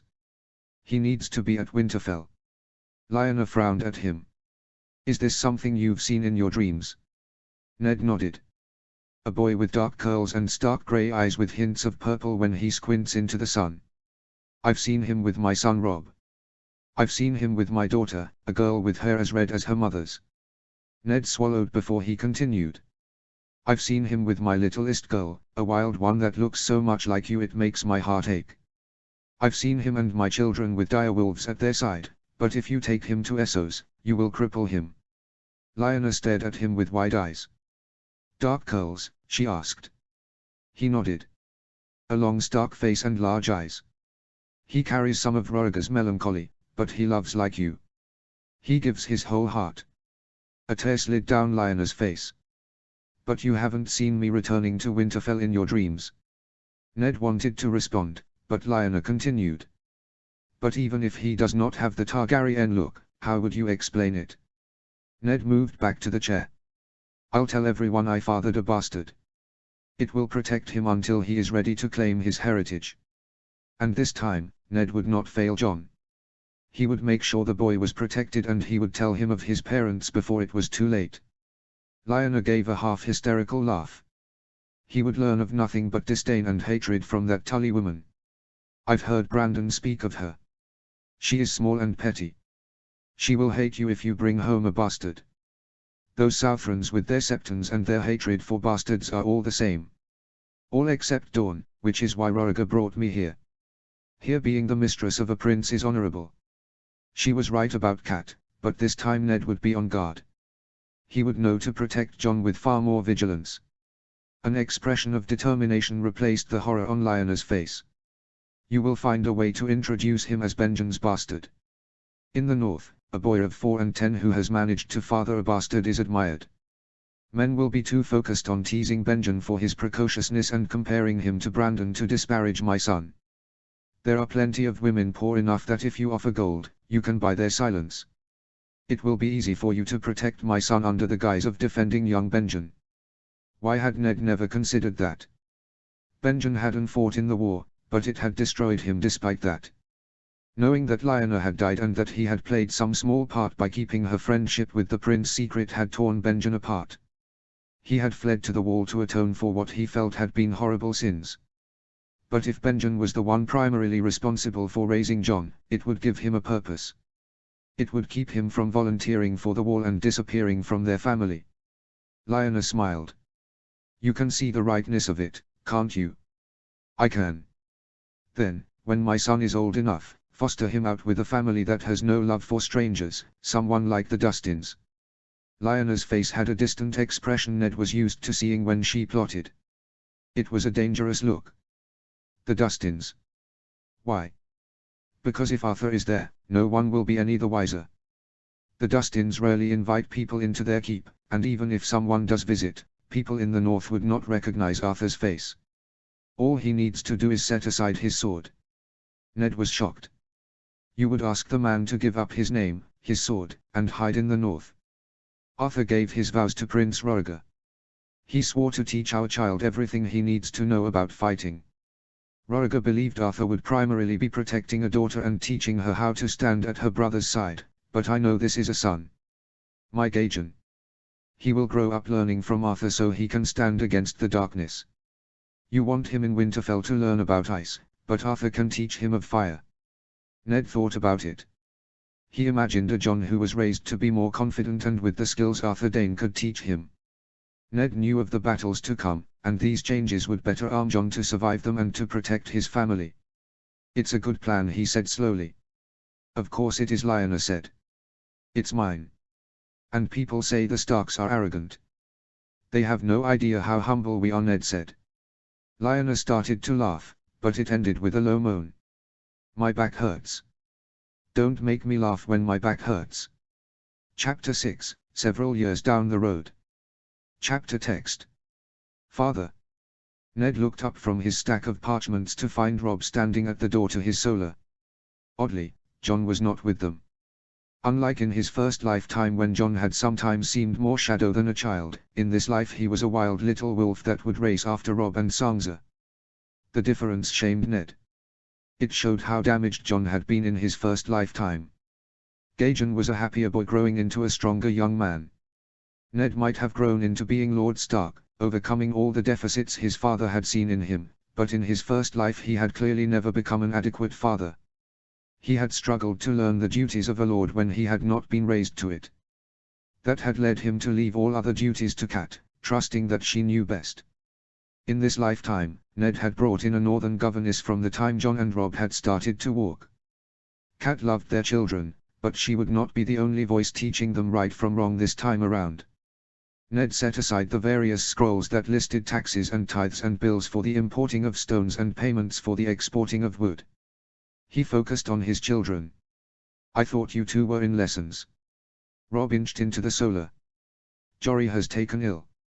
He says we can study the bow on the morrow. "We wish to speak with you, father." Rob had such an old soul. Even at 7 years old and unable to pronounce the letters correctly, he sounded formal and ancient. Ned smiled at him, but his expression froze when Rob asked, "What is bastard?" The blood froze in Ned's veins. By the time Ned had returned from the rebellion, William Dustin and Arthur Dane had found a woman who had been visiting Winterfell during the appropriate time and had bribed her to bring Jon to Benjen along with a private letter that explained the truth. Upon Ned's arrival, young Benjen had introduced Ned to Jon Snow. Since then, Ned had been loud about his admiration for the Snows who had fought in the war. He had made it clear that the men born on the wrong side of the sheets were sons of the North rather than sons of a banner, and that made them brothers to all Northmen who loved their land. He defended Benjen's child in a way that he had feared protecting his own bastard. So there were few options for where they would have heard that term, and none of them boded well. He walked to the front of his desk and knelt near his 2 children. "Where did you hear that word?" Sansa answered. "From Jane," she said. "She says we shouldn't talk to Jon because he's a bastard and they lie. But Jon doesn't lie. Mostly." At almost 5, she already had stronger opinions than in her previous life, and Kat's displeasure was poorly hidden. Once that disapproval would have made Ned rush to reconcile with his wife, but after she had captured Tyrion Lannister and put his and their daughters' lives in danger by starting a war before Ned even knew of it, he was less likely to believe she had the right in any disagreement. And he saw her hand in this. Jane was naught but a child who admired Catelyn Stark with her Southron dresses and manners. Ned took a deep breath and formulated a careful answer. Clearly Cat was seeking a way to influence Sansa's opinions. Ned had already spoken to her about trying to bring her worship of the Seven into Sansa's lessons, and now she was using Jane to try to teach her twisted morals. He would not lose the battle for Sansa's heart. He held out a hand to each of his children. "Walk with me to the Godswood," he said. Both children smiled and slipped their tiny hands into his, and Ned felt the weight of the gods, of the future, of the rising threats of the others all bear down on his shoulders until he thought he might collapse. He led them through the keep and down the wide stairs of the main hall before leading them down the path to the Godswood where leaves whispered and light filtered through, leaving dancing patterns across the mossy ground. Ned settled in front of the weirwood tree and his children sat cross-legged in front of him, their faces so young and innocent and devoid of the horrors that were in their future. Ned sometimes wondered what it meant that he had bartered away his soul for this chance, but he knew the price had been well worth it to change their fates. "We of the North follow the old gods." He rested his hand against the weirwood tree. "We feel them. We know we are in their presence. Do you feel the weight of the gods, their whispers against your skin?"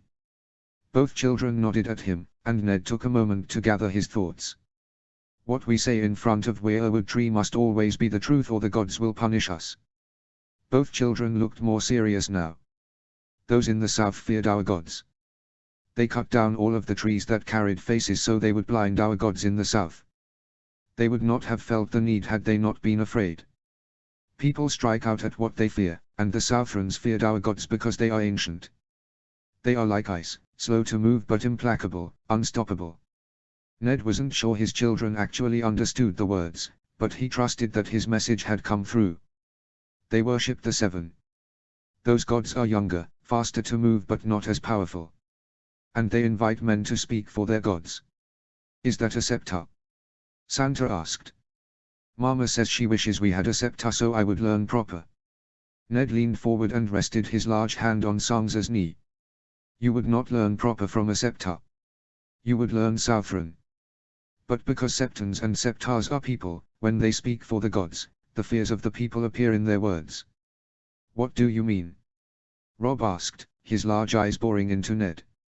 "Long ago, a very bad Targaryen king had a child who he did not like. He was jealous because that child was better than he." Rob's forehead wrinkled. "But father, you said you wanted us to grow up to be stronger and better." Ned ruffled Rob's hair. "Good fathers want their children to be stronger. Bad fathers are jealous of their children and want people to only remember them. And this king was bad." Sansa wrinkled her nose. She still preferred the stories of the good and valiant knights, but Ned had ensured that she understood that not all men were valiant and not all knights were good. This bad king hoped to hurt his children, and so he found a natural-born son who was also a bad man and made him the heir to his kingdom, and it started a war. The Septons started telling everyone that natural-born sons were evil and greedy to turn the people against the king's bad son. They called natural-born sons bastards and said the gods of the south didn't love them. But it isn't true that all natural-born sons lie and steal, only that the king's son did that. Rob's forehead wrinkled in confusion again. So it's like saying that because one free is dishonorable that they all are. Ned took a deep breath. He wanted Rob to maintain a certain level of distrust for that family. Ned just hoped that the Freys were foolish enough to start a war over Castle Lionel, because Ned would be certain to end the entire Free line given half a chance. But he didn't want Rob to carry prejudice and make the error of judging all men by their fathers. Not exactly. All of the Freys have been raised by Walder Frey. If one of them is dishonorable, we might think that that son ignored the lesson of his father. If several of them are, we might think that their father teaches dishonor to all his sons, and then we would have to look at the family carefully, because then the question is which of his sons are strong enough to not listen. That is not the same as judging a natural son. I know a dozen men who are sons of the North and carry the name Snow, but they were all raised by different men in different homes and they learn different lessons. We can't assume anything about a natural son because we don't know who taught him his lessons, Rob said. Ned smiled. Exactly. But Jane said John would cheat. Uncle Ben never taught that, Sansa said. Ned was quickly developing a dislike for that girl. You're right. John takes his lessons from Uncle Benjen and Jory and Maester Luwin and me. Do any of us teach you to cheat? Sansa shook her head so fast that her red hair whipped around her face. And what do you think of people that would insult John's honor and insult the people who have taught those lessons? Rob reacted first. He shot to his feet, his tiny fists on his hips. She'd better not insult my father or Uncle Benjen or Jory, Rob said in fury. I'll teach her to insult my family. No hitting those weaker than you, Ned ordered. Besides, the real problem was not an 8-year-old girl. He knew who the real problem was. Gods help him, he loved her, but he would not allow her to drip poison into their ears. Not again. Uncle Benjen invited us down to see Castle Lionel. They have the walls up on the first floor. Would you like to visit? As expected, that distracted the children. Tell John. It's his father we're visiting, so we'll take him, too. The children were running for the castle when Rob stopped and looked back. We don't have to take Arya, do we? Rob asked. She was still 3, and while Sansa still liked to play at being mother, Rob disliked being followed about. Ned wondered if their preferences would still switch in the next few years, with Rob preferring Anya and Sansa rejecting her.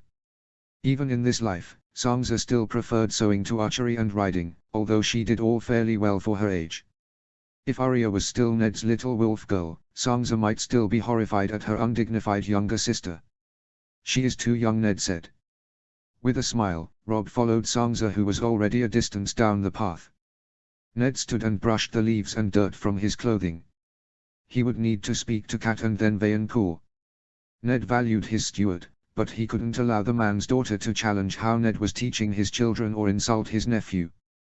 Cat was not in the kitchens or with the seamstresses, so he checked her room, knocking on the heavy wood. He regularly invited Cat to his room, but her room was her own domain, one dominated by the statues of the 7 she had set up along the perimeter. Sometimes Ned still felt as if there was a September at Winterfell, but at least this one came without a judgmental scepter. Cat opened the door. Ned. She sounded surprised, but then Ned rarely bothered her when she was in the privacy of her own room. May I come in? Of course. She stepped aside, and Ned stepped into the dim room. The main light was from the weak afternoon sun coming in through the slats in the shutters, but candles burned in front of several of the statues. I plan to take Rob and Sansa with me to visit Castle Lionel. Ben said the walls and ceiling are completed on the first floor and they are soon to start on the second. Sansa is too young, Cat said. Leave her here with me and Arya. She is old enough to travel, Ned said. He refused to shelter her the way he had in his first life. He had never done that with Bran, insisting on training him so he would never feel as unprepared for leading as Ned had. But he had left Sansa dangerously unprepared for the realities of life, as had Cat. Cat frowned. He could tell she wanted to argue, but she held her tongue. I am thinking of sending Jane Poole away, Ned said. Caitlyn's eyes grew wide. What? Why? Has she displeased you, my lord? She has, Ned said. She insulted myself, Benjen, Jory and Maester Luwin. I will not have my children hearing such things. Her hands flew to her mouth. She seemed such a nice child. Perhaps, Ned said, but she told the children that Jon would cheat and lie, as if he has not been taught right his entire life. Kat lost the color from her face.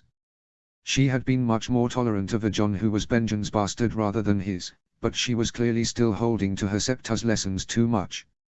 My lord, Kat said slowly, a true-born child is a blessing of the mother and father. A base-born child has no such blessings and can fall from grace more easily. Ned snorted. Southron teachings designed to turn the small folk against the Black Fires. In the north we know that children will learn the lessons they are taught, base-born and true-born alike. Jon is a child of the north, but all who know him see he is a good boy. Kat narrowed her eyes. He is wild. He has wolf blood, Ned agreed. In his first life, he'd thought Jon inherited all of Rhaegar's melancholy, and he still did feel sorrows more than the other children. But he also had the wild wolf in him. Wolf blood is no excuse, Kat said. And he has been rough playing with Arya. He and Robb rough played often, Ned countered. Arya is not a little boy. And when I caught them, he lied to me, telling me he hadn't been encouraging her willfulness. Ned pursed his lips. You tell me this after I tell you that Jane has been disrespectful. Do I assume that means you have been teaching the child to dishonor Benjen's boy? She stood taller. I told her to watch the bastard, to tell me if he is corrupting our little girl. I have allowed you and Benjen to raise the children together because the bastard appeared to have less of a bastard's curse in his blood than most baseborn, but I will not allow him to undermine me with my own daughter. Arya has more of the North look about her, and she might have the willfulness natural to our girls. Do not put that on Jon, and do not speak of your strange attitudes toward children where others may hear. I will be sure to tell Vayan to speak with his girl about her unintended insult, and since she was following your lead, I will not send her away. Ned knew that would be enough to ensure that her father kept her from Kat. I plan to leave for Castle Lyanna in 2 days. Make sure the children are prepared to travel and remain at the castle for a month at the least. We'll take a few servants and Maester Luwin and Jory so we can continue lessons on the road. Ned smiled to minimize the insult to his lady wife. She was a good woman who wanted to protect her family. He respected that, even if he remembered that she had sheltered Sansa to the point the girl could not recognize danger. She was a good woman, but he no longer believed her perfect. Perhaps that had been one of his greatest sins in his last life, believing that the world consisted of good and bad people. His wife was good, but she had done as much as he had to harm their children. This time it would be different. Chapter 7, Castle Lyanna. Chapter text. Ned looked at the ground floor of Castle Lyanna. It was built of solid stone, and the road leading to it was only wide enough for 2 wagons, meaning it would be well defended in any siege. However, what Ned noticed most was the smell. While it was not the rank stench of decay that they had found in parts of the neck as they had traveled south, the air did smell, green and heavy. Ned did not have another way of describing the sensation of breathing in air that felt alive. Benjen appeared at the opening that would eventually have a heavy gate. Ned. And is that my little Jon? Ben hurried toward them, his long face transformed by an enormous smile that Ned had rarely seen in his first life. Father! Jon yelled, and then he was sliding off his horse without waiting for someone to assist him. He went running towards Ben, who swept him into a hug and swung him around. Uncle Benjen! Sansa cried as she stuck her head out of the wagon. Someone, likely Maester Luwin, must have helped her out the back because she was running toward her uncle, and one of the guards was holding Robb's horse so that he could dismount more safely. It's a Stark family reunion, Ben jested as he picked up Sansa and hugged Robb with one arm after putting Jon down. Father said we can stay a month, Robb said excitedly. Ned walked up to the road after his children. Assuming your Uncle Ben has time for us, he said. He is overseeing a lot of work as the Lord of Castle Lyanna. Ned was pleased to see the solid stone with slot windows and chimneys that already stood 3 stories tall. It was the beginning of a substantial castle within sight of the King's Road. He doesn't have to work if we're visiting, Sansa said in her childlike logic. Benjen laughed. Even if I want to spend time with you, I still must work, he said. However, with the first floor done, there is space for you to stay for a month. I will be overseeing work on the upper levels. Benjen gave Ned a serious look. We will just have to make sure we secure those levels from curious little feet. Indeed, Ned agreed. Now that Jon had come out of the shadows, he was as bad as Arya or Bran. Ned was starting to wonder if there was some wildling blood in the Stark line, or if they had been truly blessed with the spirit of the wolf in a way that went beyond metaphor. Come in, Benjen said as he gestured towards the unbarred entrance. Ned walked his horse up the path, the guards and wagons following behind. I had my blacksmith make more nails for you. You said yours was struggling to keep up with the speed of your carpenters. He is, which is why I have no gates. Ben patted the tower that stood on one side of the entrance. Above, Ned could see the holes where guards could drop hot oil down on invaders and more slot windows for archers. Castle Lyanna was not large, but it was designed for war. Battering rams could not reach the sides because of the marshy land, and if they attempted to attack the front, they would be at a grave disadvantage. It is so large, Jon said with his wonder in wonder as he stood in the middle of the courtyard and looked around. It's bigger than Winterfell. That is because we have not yet built a stables or the kennels, Ben said. We'll have the stables there. He pointed to one side of the empty courtyard, and the kennels will go over there. Ben pointed to the other side. When we finish, our courtyard will be about the same size as in Winterfell, but we will not have as many rooms inside. And you don't have our hot springs, Robb said. He was very proud of Winterfell, as he should be. No, but Castle Lyanna will have her own charms and secrets, came a new voice. Ned turned to see Howland Reed coming out of the main building. Ned, it is good to see you. They closed the distance between them and embraced like warriors, slapping each other's arms. You're so small, Sansa exclaimed. Ned was too horrified to correct his daughter before Howland started to laugh. Yes, I am. I imagine I'm the smallest man you've seen. Howland was a Cranogman, a marshman, but even for that small race of man, he was short. He didn't reach Ned's chest. Sansa nodded. Men come in all shapes and sizes, my lady, Howland said. Howland is here to help us plan the glass gardens, siege towers, and water treatment. If an army tries to come through, we need to be ready to defend the castle while still being able to send patrols out to engage the enemy as needed, Ben explained. Ned wasn't surprised that the Crannog men were involved in planning the castle, since it would be the primary line of defense for the marsh once the South learned that their miracle medicines came from the neck. I am sure you are making wise plans, Ned said. We should have the defensive structures and second floor completed within 2 years, Howland said. He gave Ned a significant look. 2 years, and they could move on to the next step in their plan. Ned had not dared to ask the Maestas about the powdered peat moss for fear that they would realize the north was the source. But in 2 years, Ned would have to be ready to build a community on the west coast. The Greyjoy rebellion had not happened yet, nor did Ned know whether it would. Time was starting to change enough that he no longer felt certain he understood the larger political situation. But the war off their west coast would be a significant threat to their plans. We are looking forward to an increase in trade, Howland said. And we shall be ready to defend that trade, Benjen added. His arm was resting across Jon's shoulders and Jon leaned into his father. Can I live here now that the first floor is done? Jon asked. Ben crouched down next to his child. Right now, there are no other children here for you to play with. Are you certain you want to leave your cousins behind? You spend so much time here now. I miss you, Jon said. Ben scooped Jon up and in a hug. And I miss you too. Spend another year in Winterfell, and at the end of that year, I will see if we can find some castle staff who want to bring their families here, even if the interior is not finished.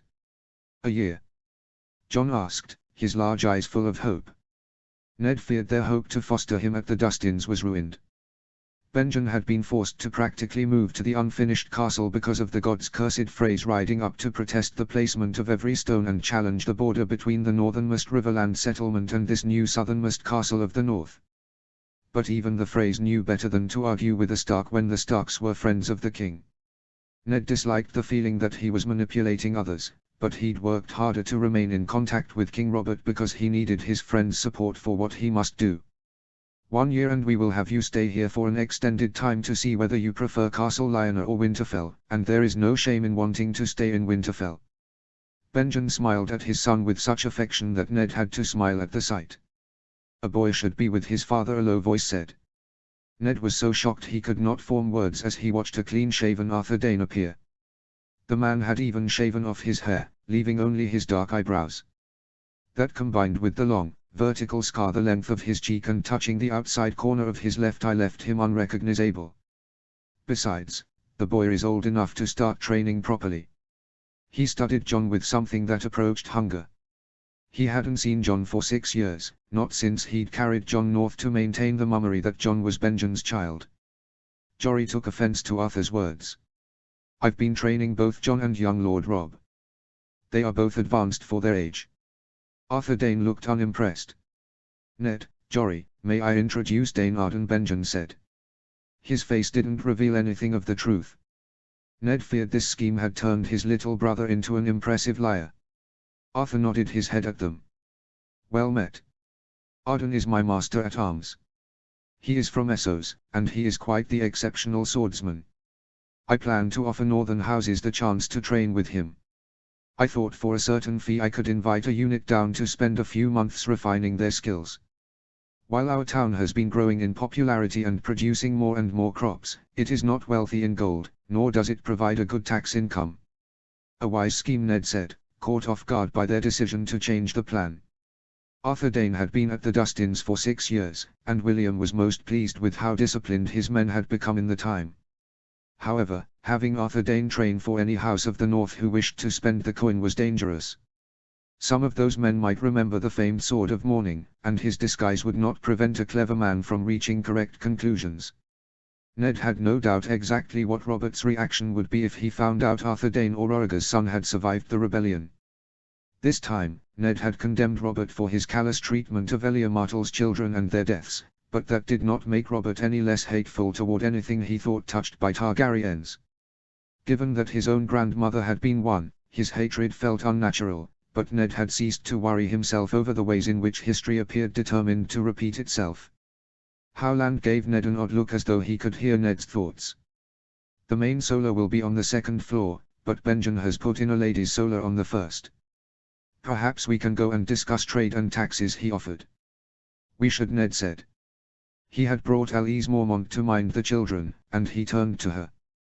Can you get the children settled in whatever rooms we've been offered?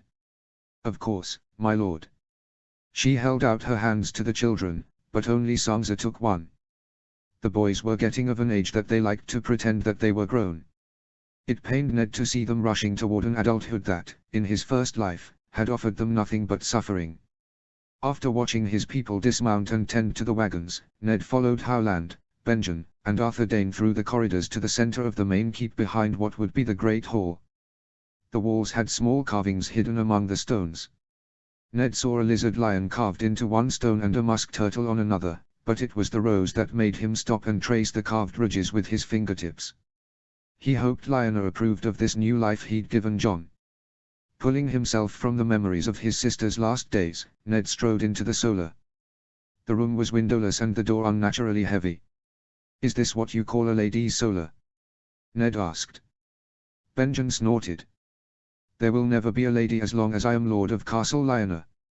You and I both know that anyone I married would make their first goal to drive out Jon so that their true-born children would inherit.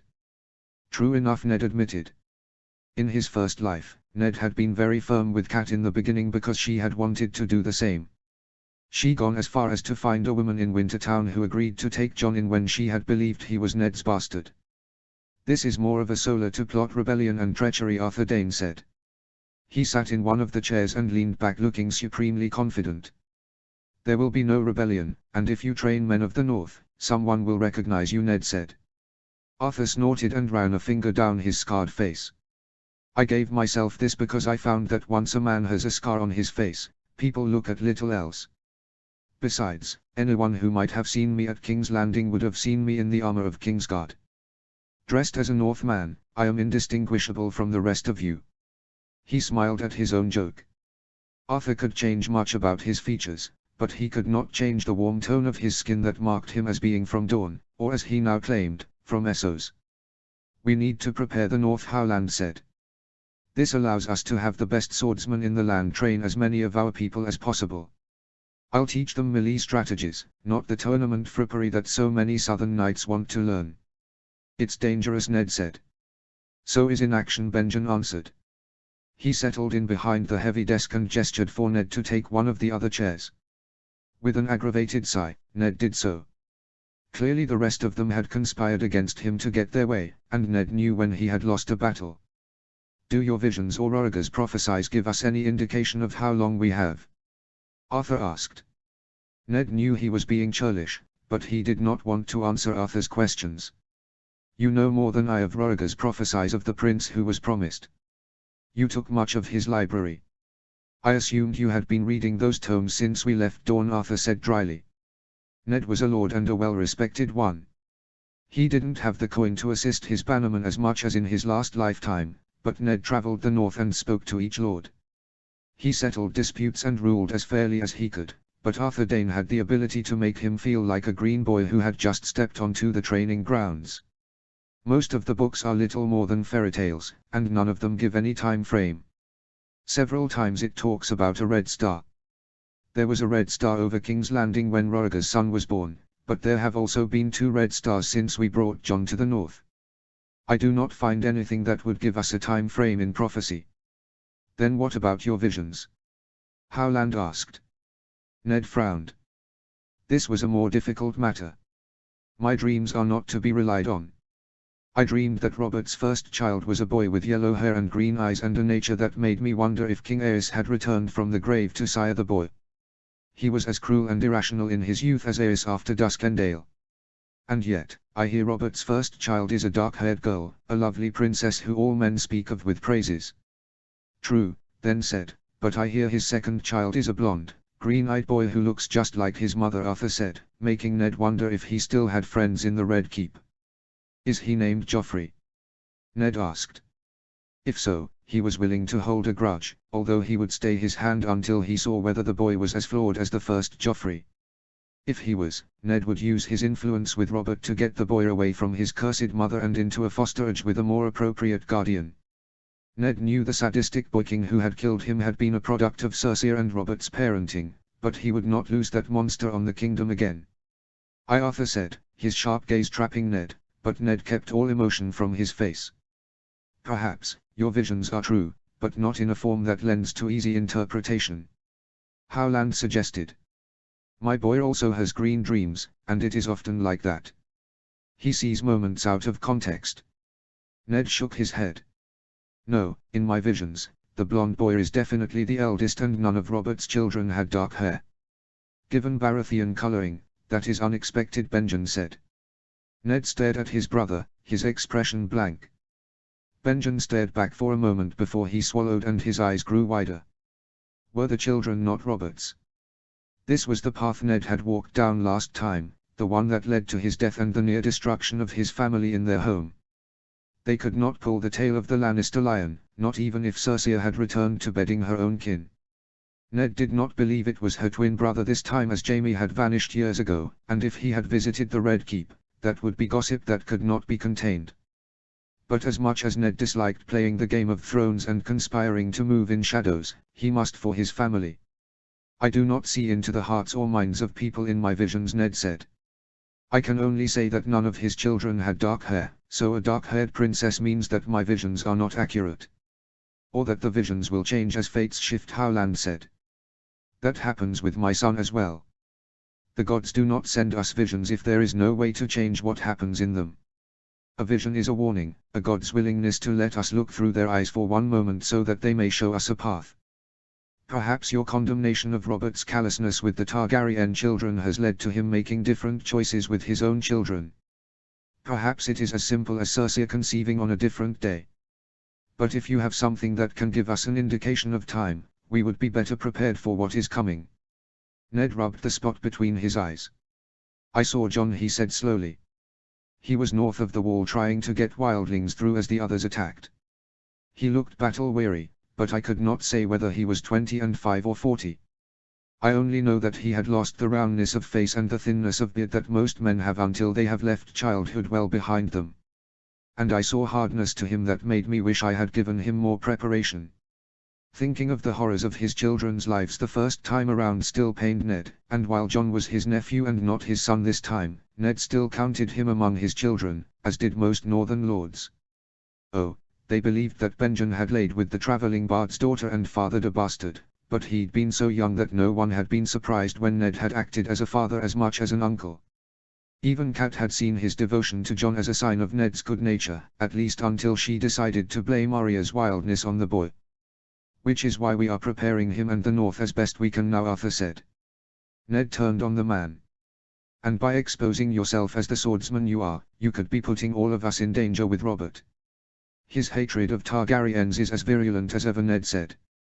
I have heard he put a bounty on the lives of the Viserys, Daenerys and the Kingsguard who fled with them. Aye, but they have enough protection that no assassin will get through them, Arthur said confidently. They have more protection than I saw in my visions, but they are still in danger. Dare reports they are well and the Martells move to support the children quietly. They have 3 Kingsguard and a dozen good men to defend them and their mother's servants to raise them the way Rollo would have wished, Arthur said, as well as access to gold I have sent them.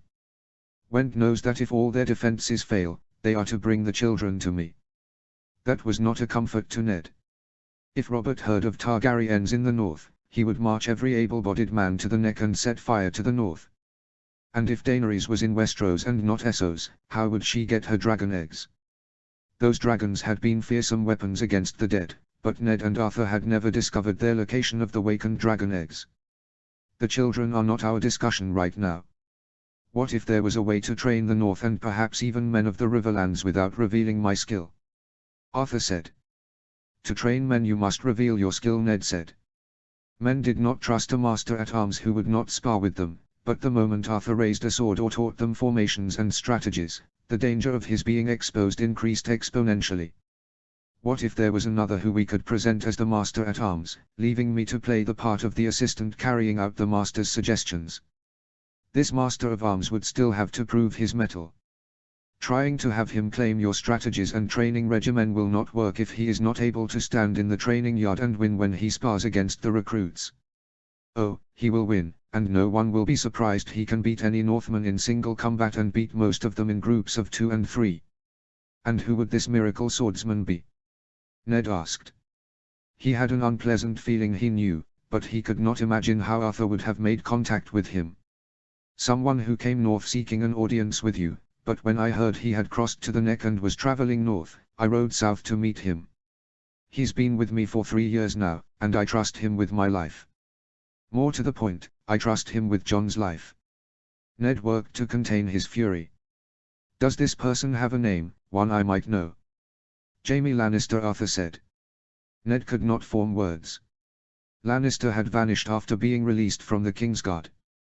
The rumor was that his father attempted to have him waylaid by sellswords and returned to Casterly Rock under guard, and Jaime had killed them all. After that, there were a few ridiculous rumors of Jaime attacking his father's men on the road, questing deep into the western lands in search of revenge for children that he had been sworn to protect. Tywin Lannister appeared to take the threat seriously because he had retired to Casterly Rock and not come out again, but the last rumor had been years ago. You cannot be serious, Ned said. Why would he have come to the north? To seek sanctuary from the one lord that tried to do right by Princess Elia and her children, the one lord he believed might protect a boy of 3 and 10 who other men might call a monster because of his deformities, Arthur Dayne said.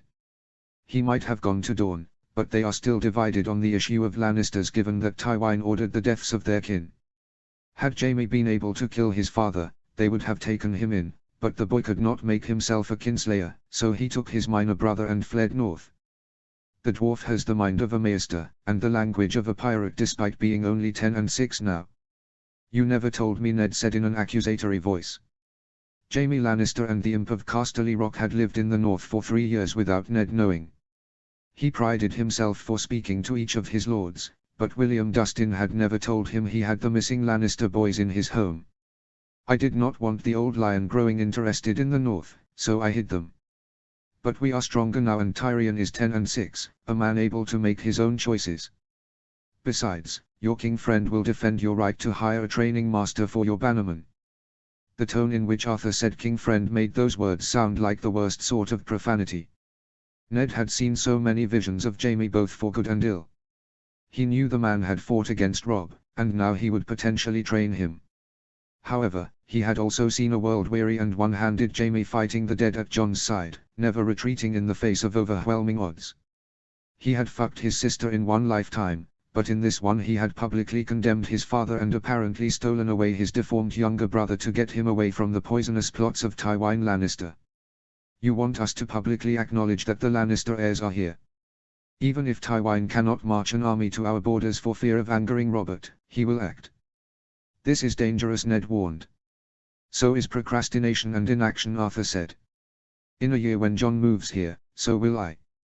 So will Jaime and Tyrion Lannister. You prepare the north financially and logistically. Find the people to build and man a settlement on the western coast and be ready to build as soon as income from the medicine lands in our coffers. We will make sure our men are ready for battle and make sure that southerners do not march up the neck. After all, hasn't that been our plan from the beginning? Ned found he was uncomfortable with those he trusted making their own plans without his input, but he had to admit they had a point. Jon was 7. That should mean they had 20 years to prepare, but that meant only 20 years to train tens of thousands of men, maybe hundreds of thousands, to build western settlements and begin whaling so that they had the food to support armies, to build a fleet that could move men along either coast quickly and efficiently. 20 years was not long enough. Perhaps they were right. Perhaps the greatest danger was inaction. Very well, Ned said. Apparently the Lannister had joined his plot to save the world without having to put the weight of that responsibility on his children's shoulders. Gods help them, Jaime Lannister was on their side. Arthur's smile was smug. Chapter 8. Chapter text. Lord Bolton. I had not expected a visit. Ned tried to keep his voice even, but memories haunted him. He had seen Bolton give Robb good advice when marching their men to war, but he had seen Bolton stab Robb in the back at the cursed wedding. He had seen Bolton fighting against Tywin Lannister himself to defend the North, but he had also seen him turn traitor to claim the wardenship of the North. And that boy with Bolton's eyes, the one who had shot Rickon in the back. Was he born yet? Ned had seen Bolton talk about taking the rest of his family south when the others came and leaving that merciless boy to fight back the darkness. Had Bolton raised the boy without empathy or fear so he could take his place in his father's plans? Ned too planned for his family and the coming darkness, but he would never sacrifice one child to save the others. Yes, Jon was now training with Arthur, or Arden as the rest of the world called him. But Ned had sent Robb to Foster for a year as well. He was training Sansa in the bow and planned to hire a water dancer for both her and Arya once his younger daughter was old enough to hold a sword. Ned did not look forward to that argument with Cat, but he would not leave his girls at the mercy of others. In his last life, he had been as bad as Sansa, believing that atrocities only happened on the battlefield when men were in the lust of battle, and he had never understood that a woman like Cersei could be dangerous. He had dismissed Littlefinger as harmless because he was not a warrior who could threaten Ned physically. But now he understood that the dangers in the world were far more complex than he had once believed. His little girls might not have the strength to wield a great sword, but they could still fight, and Ned would ensure they could. But Bolton planned to sacrifice the bastard in order to save himself, his true-born son and his household. His true-born son, a boy with deep blue eyes, had been trained in music and jousting in order to catch the eye of a southern lady. It was manipulation that Ned had no respect for. Lord Stark. He bowed his head with the perfect amount of respect, but his gaze was as cold as ever. I should have greeted you at the gates. Forgive me the lack of propriety. Please, sit. Ned stood and gestured to his grandest chair. No forgiveness is necessary. I told the guards at the gate that I had no need to be announced. I wish to speak with you privately, and I understand you are soon to leave to inspect Castle Lyanna. Such an interesting name. Ned sat as Bolton did. Do you know another name that would keep our king happy and allow us to build south of the neck? The Freys were still furious that their territory had been invaded, but so many northern troops drilled with Arden and Lannister that they kept quiet. and the fields planted where the river split and flooded the land produced more food than the rest of the north combined. Rice was becoming a staple on northern tables, and Suspania provided pea-flavored leaves that were very popular, and a headache tonic that, with the blood-cleansing powder, made the north a powerhouse of medicinal treatments.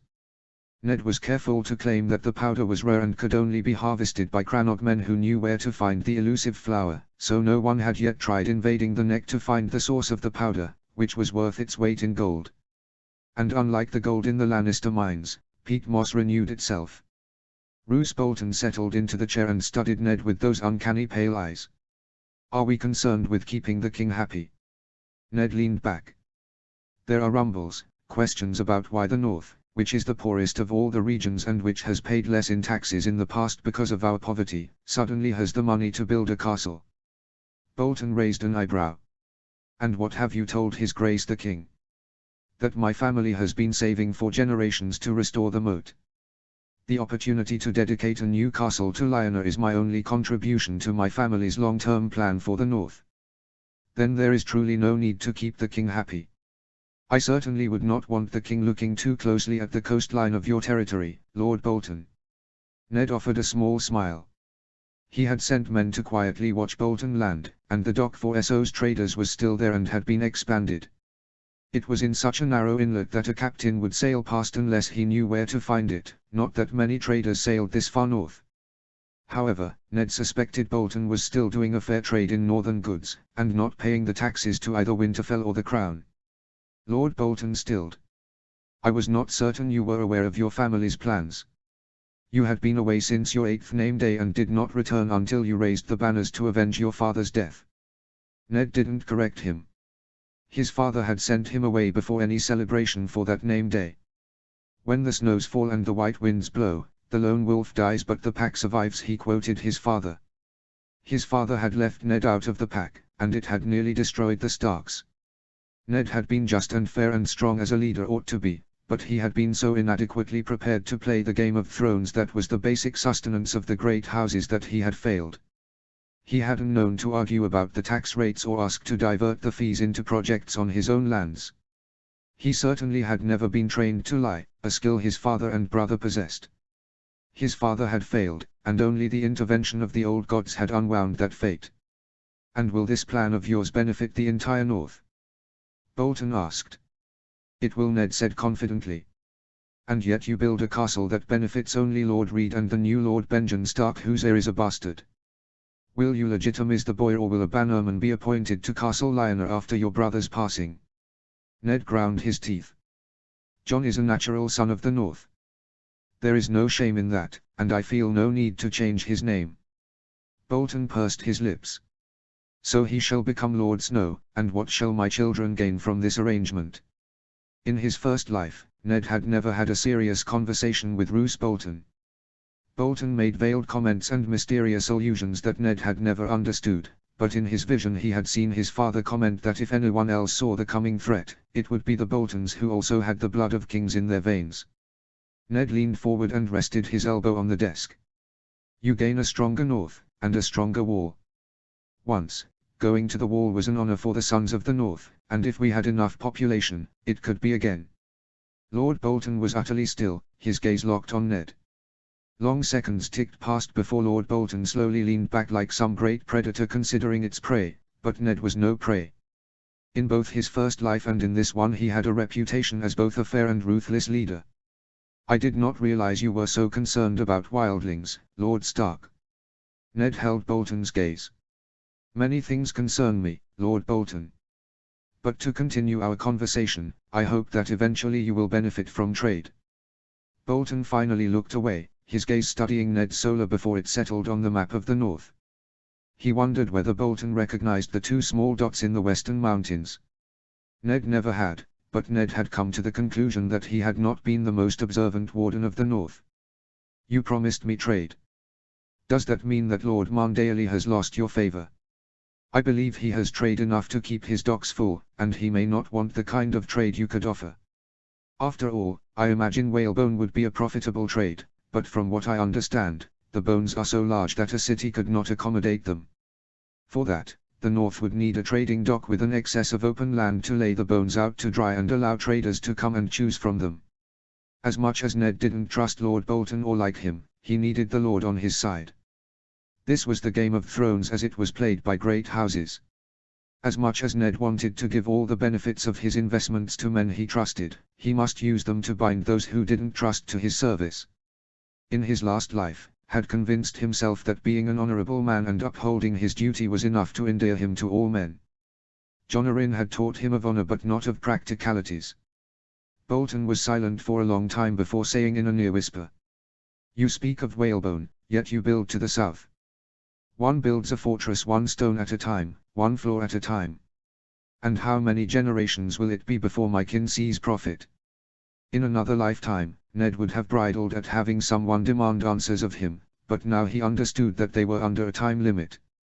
Every time one of his children had a name day, he saw them grow closer to their deaths. If Roose Bolton was concerned about what existed north of the wall, he might see a similar danger rushing toward them. Perhaps he could make use of Bolton, even if he would never trust or like the man. "I will soon have enough coin to begin a settlement on the western coast. I can send masons and carpenters from Castle Lionel to build, but I lack the people to populate this new keep and land. The Ironborn will fight us for every inch of territory, so the new inhabitants must be able to fight because the west coast is the Ironborn's raiding grounds, and they will not want a fortress erected that will limit their ability to honor their corrupted god. You have so much coin." Ned nodded. "The Crannog men see danger coming.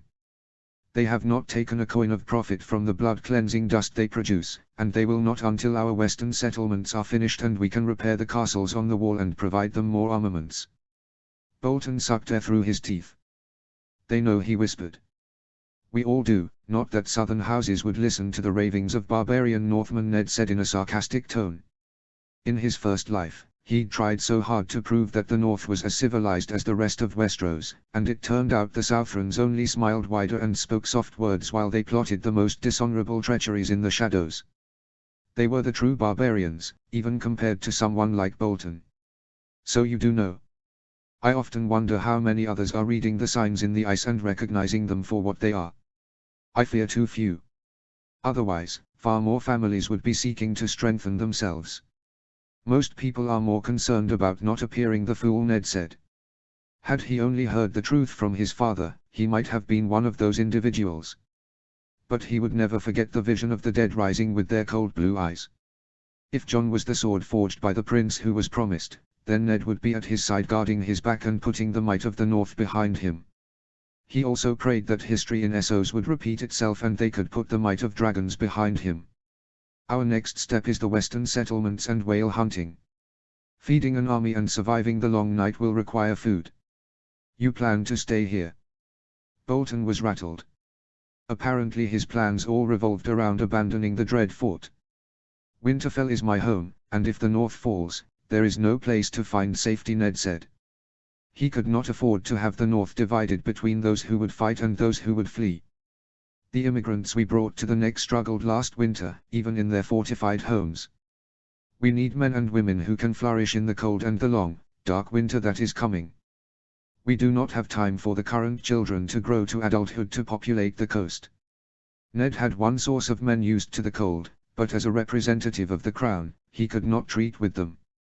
However, if Bolton was concerned enough to speak with Ned, he might be willing to do what Ned could not. And he had the sort of leadership they valued, born in blood and retribution. In the glimpses Ned had seen, he would not want to lead those wild men and women. "You believe it so soon?" Bolton did not challenge his prediction but only studied Ned with a vague sort of concern. "I do," Ned said. "I may even host a tournament at the Western Fort and see if we can find knights brave enough to risk a cold who are willing to stay and fight." Bolton snorted. "Most Southerners only want to fight when their enemy is weaker than they. But surely you are overstating the danger. When I first considered the evidence of the coming darkness, I was the same. I saw portents of the last days everywhere I turned." Ned found himself feeling an odd sort of camaraderie Lord Bolton. They were both trying to prepare their families for a danger that too few people believed coming. "I too felt that way once," he said, "that I was seeing danger where there was only shadow." but I no longer believe my concern to be anything other than realism. I have seen Lightbringer. Ned disliked turning to prophecy to convince Bolton, but the family was known for reading signs and seers. He knew nothing else that was likely to convince him. In all the years that he had known the man in his first life and this one, Ned had never seen him surprised. It was a remarkably human expression on his face. "Where?" he demanded. "During the war," Ned said. "It is in good hands, and I will not say with whom, but I have no doubt it is Lightbringer." Ned had gone as far as to take John out with him during the previous winter, and his skin was inevitably much warmer to the touch than Rob's.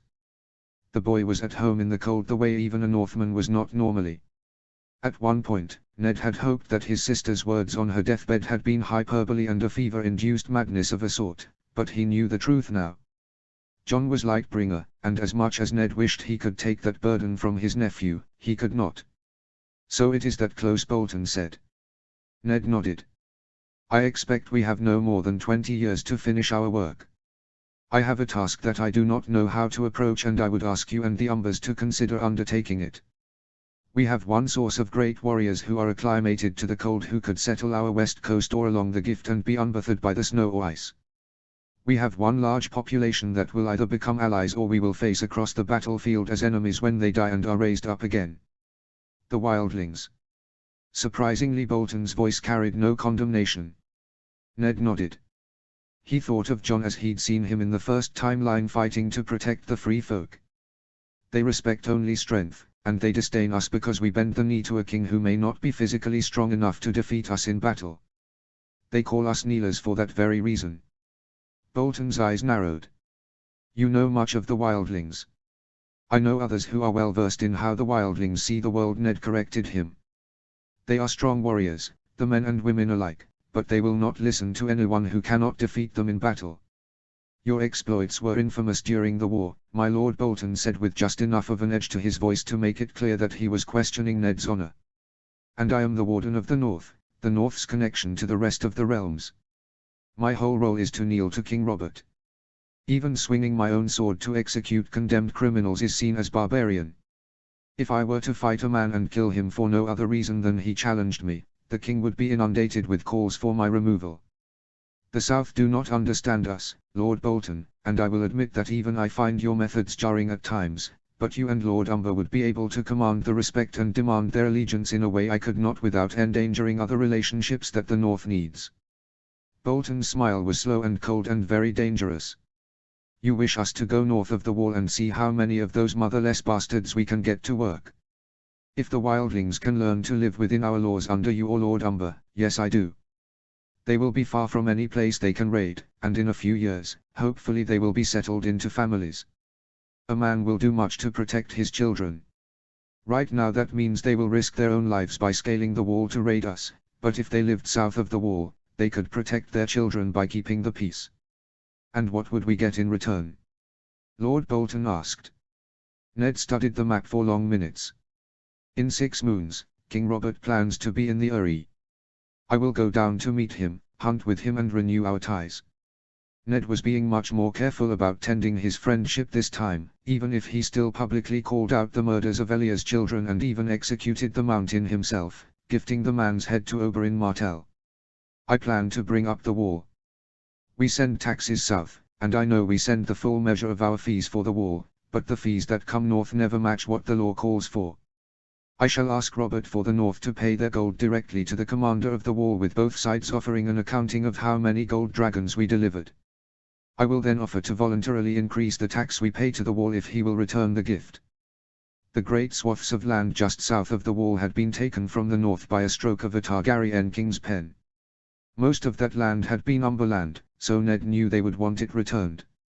"If the king agrees, I would allow moving your border north into Umberland and giving the Umbers the whole of the gift from the east coast west to where Burley and Nuri have their border. But not a western shoreline." "No," Ned said. "That is where we will build our first western settlement. It will be stark land south of Shadow Tower, close enough to the wall to deliver food to either the wall or soldiers marching to reinforce it. Whalebones can come east across Umberland, and I leave it to you to decide whether to build a dock farther north in Umber territory or build a road south to your docks." Ned had considered this arrangement for a while. It would lock the Umbers and Boltons into a trade agreement that relied on a Stark territory on the western shore. Right now, the Umbers were loyal, but Ned had seen a future where they had turned against his house. He needed to make it impossible for them to do so without financially gutting themselves.